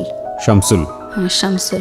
তা আমি যখন বললাম দেখো তোমার জামাই এই কথা বলছে, আমার আব্বাকে বলছি যে ও বলছে যে কোনো খরচ আমি দিতে পারবো না, তোমার বাবাকে দিতে বলো, তোমার বাবার বাড়িতে আসো, তোমার বাবাকে দিতে বলো। তখন আমার বাবার সাথে সাথে আমার ফোনটা কেড়ে নিয়ে বলছে, ও তুমি তাহলে এই কথাই বলছো? যে আমার হাজব্যান্ডকে বলছে যে এই তোমার মনের কথা? বলছে হ্যাঁ এটাই মনের কথা, কারণ আমি তো এখনও তার মুখই দেখিনি। আর সবচেয়ে বড় কথা হচ্ছে যে বিয়েতে তো মানুষ কত গল্পই দেয়, আমার মনের কথা হচ্ছে আমার ওয়াইফকে আমি মোটেই পড়াশোনা করাবো না, আর বাচ্চা কাচ্চা হবে, সংসার করবে, চাকরি বাকরি করাবো না। আর যদি তার খুবই শখ হয় তাহলে আমি ওই প্রাইমারি টিচার হিসেবে আমি ওরে চাকরি করাইতে পারি। এটা শুনে আমার আব্বার খুব মন খারাপ হয়ে গেল। আমার আব্বা বলছে তোমাদের গল্প শুনেই তো দিয়েছিলাম, তাহলে তোমরা যখন এই কথা বলছো তাহলে আমার মেয়ের মুখ আর তোমাকে দেখতে হবে না। দেখার এবার বলে আমার বাবা কাজীকে ডাক দিল। তখন বিয়ের প্রায় 8 দিন। তখন আমার বাবা কাজীকে ডেকে বলছে যে পাত্রপক্ষ তো এই বললো, তা আমার ভাইয়ার এগোনোর ইচ্ছা নেই, যা হবার হয়েছে। তখন আমার কাজী আঙ্কেল খুব ধমক দিল আব্বাকে, বলছে আমি তো নিষেধই করছিলাম আপনারা এইগুলো করবেন না, শুধু শুধু এভাবে পাড়ার প্রতিবেশী সবাই জেনে গেল মেয়ের বিয়ে হয়েছে, এ কী করলেন আপনারা, পুতুল খেলার মতো। তখন আব্বা বলছে যাই হোক বাদ দেন, এখন কিভাবে পরিত্রাণ পাওয়া যায় সেটা বলেন। বলছে যে এই বিয়েটা রেজিস্ট্রি হয়নি, পাত্রের সই নেই, সুতরাং পাত্রের সইয়ের ব্যবস্থা করতে হবে, করার পরে বিয়ে রেজিস্ট্রি করতে হবে, সেই রেজিস্ট্রি করার পরে যখন আপনারা ডিভোর্সের আয়োজন করবেন সেই সময় আপনারা দেনমোহর যে 1 লাখ টাকা করা আছে ওই টাকাটা আপনারা দাবি করতে পারবেন। তখন আব্বা বলছে আমি এত দূর এগোতে চাই না, আমি এখনই সমাধান চাই। কী আছে বলেন? বলছে যে তখন কাজী বলছে যে এখন সমাধান একটাই, সেটা হচ্ছে 2 পক্ষ আপনারা এক জায়গায় হাজির হবেন এবং আপনারা সাক্ষী রাখবেন যে আপনারা পরবর্তীতে কেউ কাউকে ডিস্টার্ব করবেন না, যার যার লাইফ সেটেল, তো আপনি কখনো ডিস্টার্ব করবেন না এবং হচ্ছে কোনো দাবি দেওয়া নেই, কিছু নেই, সব বাদ। এই বলে ওই কাবিনের কাগজটা যে রেজিস্টারে আমার আছে ওই কাগজটা আমি ছিঁড়ার পরে আপনারা ওই 2 জনে সাক্ষী রেখে ওই কাগজটা ছিঁড়ে ড্রেনে ফেলে দেবেন। তো এটাই করলো। হ্যাঁ, এইভাবেই মানে ড্রেনে ফেলে দিল 2 পক্ষের সাক্ষী রেখে, ওই বিয়ে ওখানেই শেষ হয়ে গেল। বাস এই কয়দিনের মাথায় শেষ বিয়ে? হ্যাঁ, এই কয়েকদিনের মাথায় খরচ পাঠাবে না এই কারণে বিয়ে শেষ হয়ে গেল। হ্যাঁ, মানে ওরা আসলে আমার বাবা মা, ওরা মনে করছিল আমার বাবা মা হয়তো খুব লোভী, 2-4 দিন বিয়ে হতে না হতে এইভাবে চাকরি খরচ দাও, বিয়ের খরচ মানে বিএসসি পড়াও, ওরা মনে করছিল এরা তো আমাদের উপর অনেক প্রেশার ক্রিয়েট করছে, এই কারণে ওরা সরে গেল। আর ওদের মনের কথা তো ওরা বলেছিলই যে পড়াবে না। বিয়ের পরে ওদের মনের কথা ওরা বলেছে, বিয়ের আগে বলছিল যে আমি তো থাইল্যান্ডে নিয়ে এসেও মেয়েকে পড়াতে পারি, এরকম বলছিল।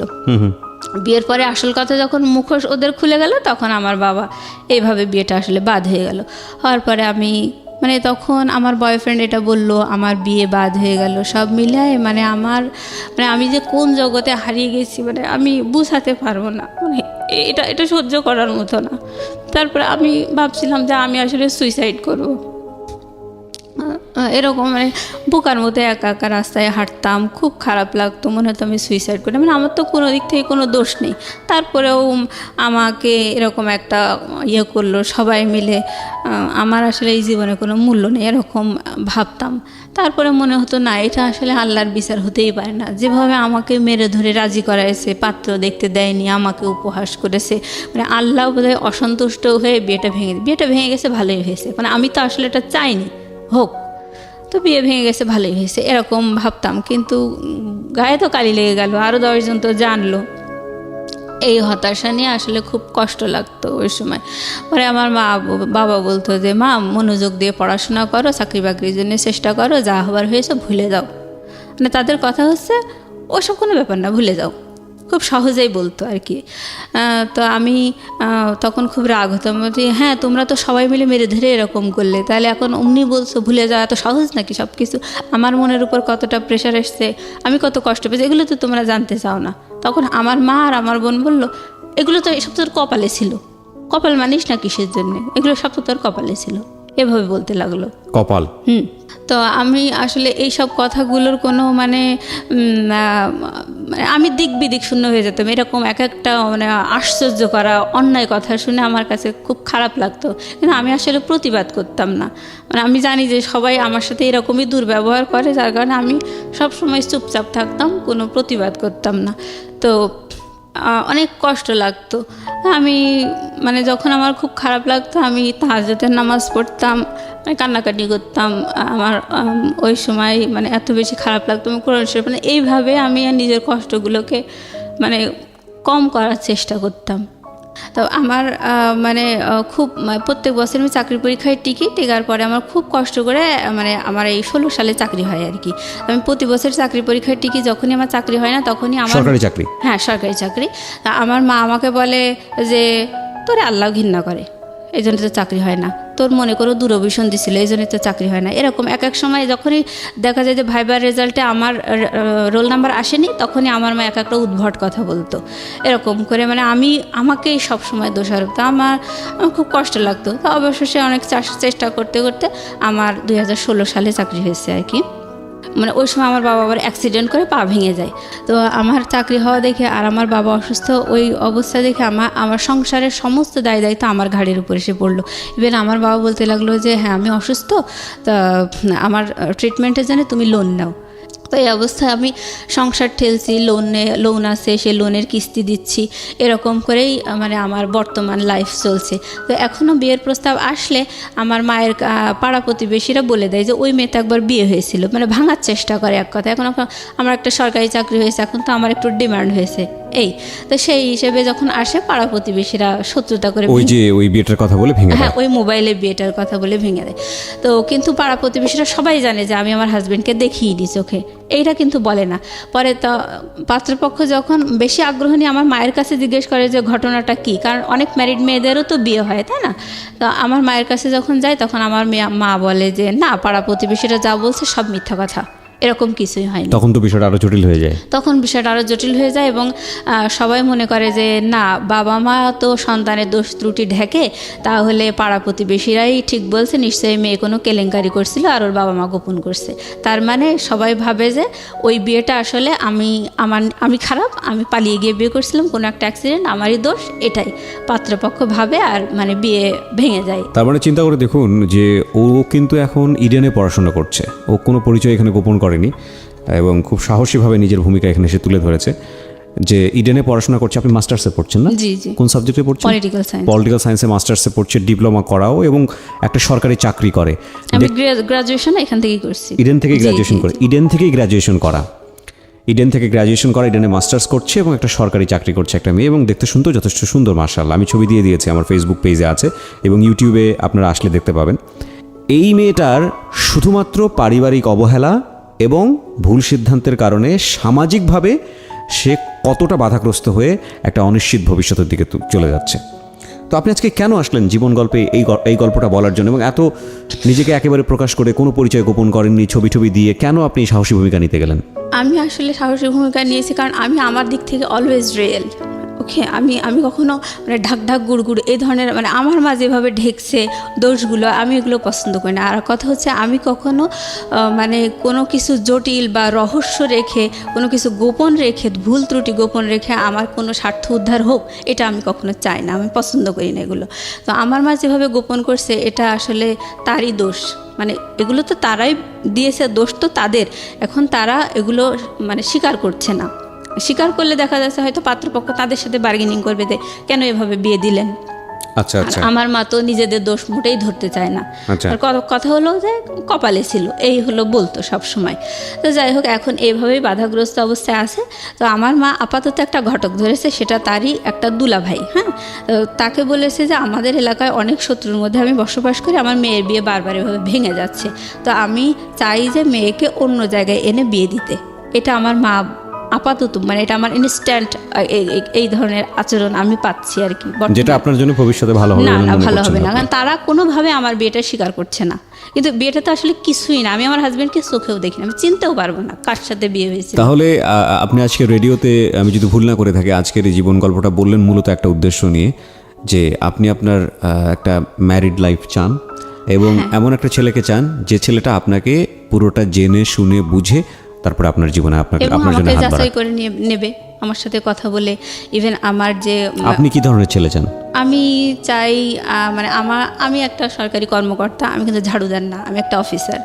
তো আমার হাজব্যান্ডও একটা অফিসার হবে, বা সে আমার সাথে এক ধাপ একটু বেশি, আমার 10ম গ্রেড, হ্যাঁ, আর সে 9ম গ্রেড হোক, আচ্ছা, যদি এরকম না হয় বা বা ভালো এরকম পেলেন কিন্তু মানুষ ভালো না আপনার ওইটা। জায়গা থেকে, তো আমি সবসময় এখন মনে প্রাণে চাই যে হাজব্যান্ড যেহেতু একটা আপন জিনিস, তো ওই মানুষটার কাছে আমার জন্য কি আছে ওই মানুষটা আমি পেতে চাই, সে ভালো হোক বা খারাপ হোক। তখন ওই লাইফটাই গেলে দেখা যাবে আমার লাইফটা কমপ্লিট হয়ে যাবে, জন্ম বিয়ে সব মিলায় কমপ্লিট। যে আমি শুধু দেখতে আগ্রহী যে আমার সত্যিই কপালে এত কিছুর পরেও আমার ভাগ্যে আসলে ভালো কিছু আছে কিনা। আমরা দোয়া আমি করি একটা আপনার ভালো জন্য। husband। এবং so thank you very much, wish you best of luck. আপনি এখানে আসছেন সেই জন্য। আমি একটা মিনিট কথা Sure, বলতে sure. চাই, সেটা হচ্ছে যে আমি যে সবসময় একটা সরকারি অফিসারই চাই তা না, সে একটা বিজনেসম্যান হতে পারে। আমি এক কথায় আমার নিজের ভিতরে আমি নিজেকে আজকে তুলে ধরেছি যে আমি কি আর আমি কেমন মনের মেয়ে। সুতরাং আমি একটা ভালো মনের মানুষ চাই, তাকে যে বিরাট একটা অফিসার হতে হবে সেটা না। ফাইন, আমরা এক্সপেক্ট করি মানে আমাকে ভালোবাসবে, আমার আপন হবে, এরকম একটা সৃষ্টিকর্তা আপনার জন্য ভালো কিছু রেখেছেন, এটা আমরা প্রত্যাশা করি, কারণ সে কখনো কারো অমঙ্গল করেন না। প্রিয় শ্রোতা, শেষ হচ্ছে আজকের এই জীবন গল্প।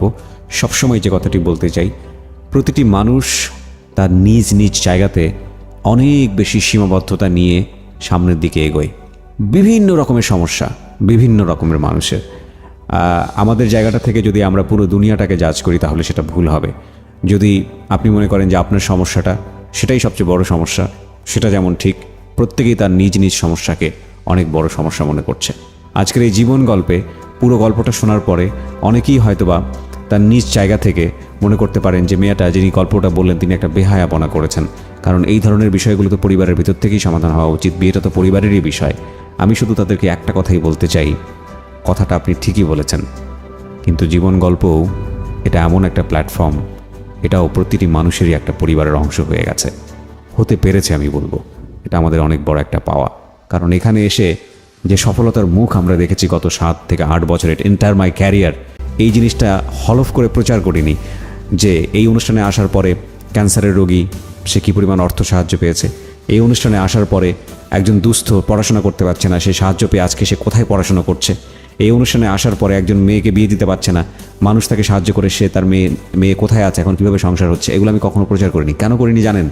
কারণ এটা নিজের ঢোল পেটানো হয়, সাফল্যের কথা বলা হয়, এবং এটা ভালো লাগে না করতে, কারণ এটা তো আসলে আপনাদেরই কন্ট্রিবিউশন, এখানে আমার কিছুই করার নেই। আমি শুধু একজন উপস্থাপক মাত্র, আমি শুধু এখানে আপনাকে উপস্থাপন করি মাত্র, সেই কাজটি আমি মনোযোগ দিয়ে করার চেষ্টা করি।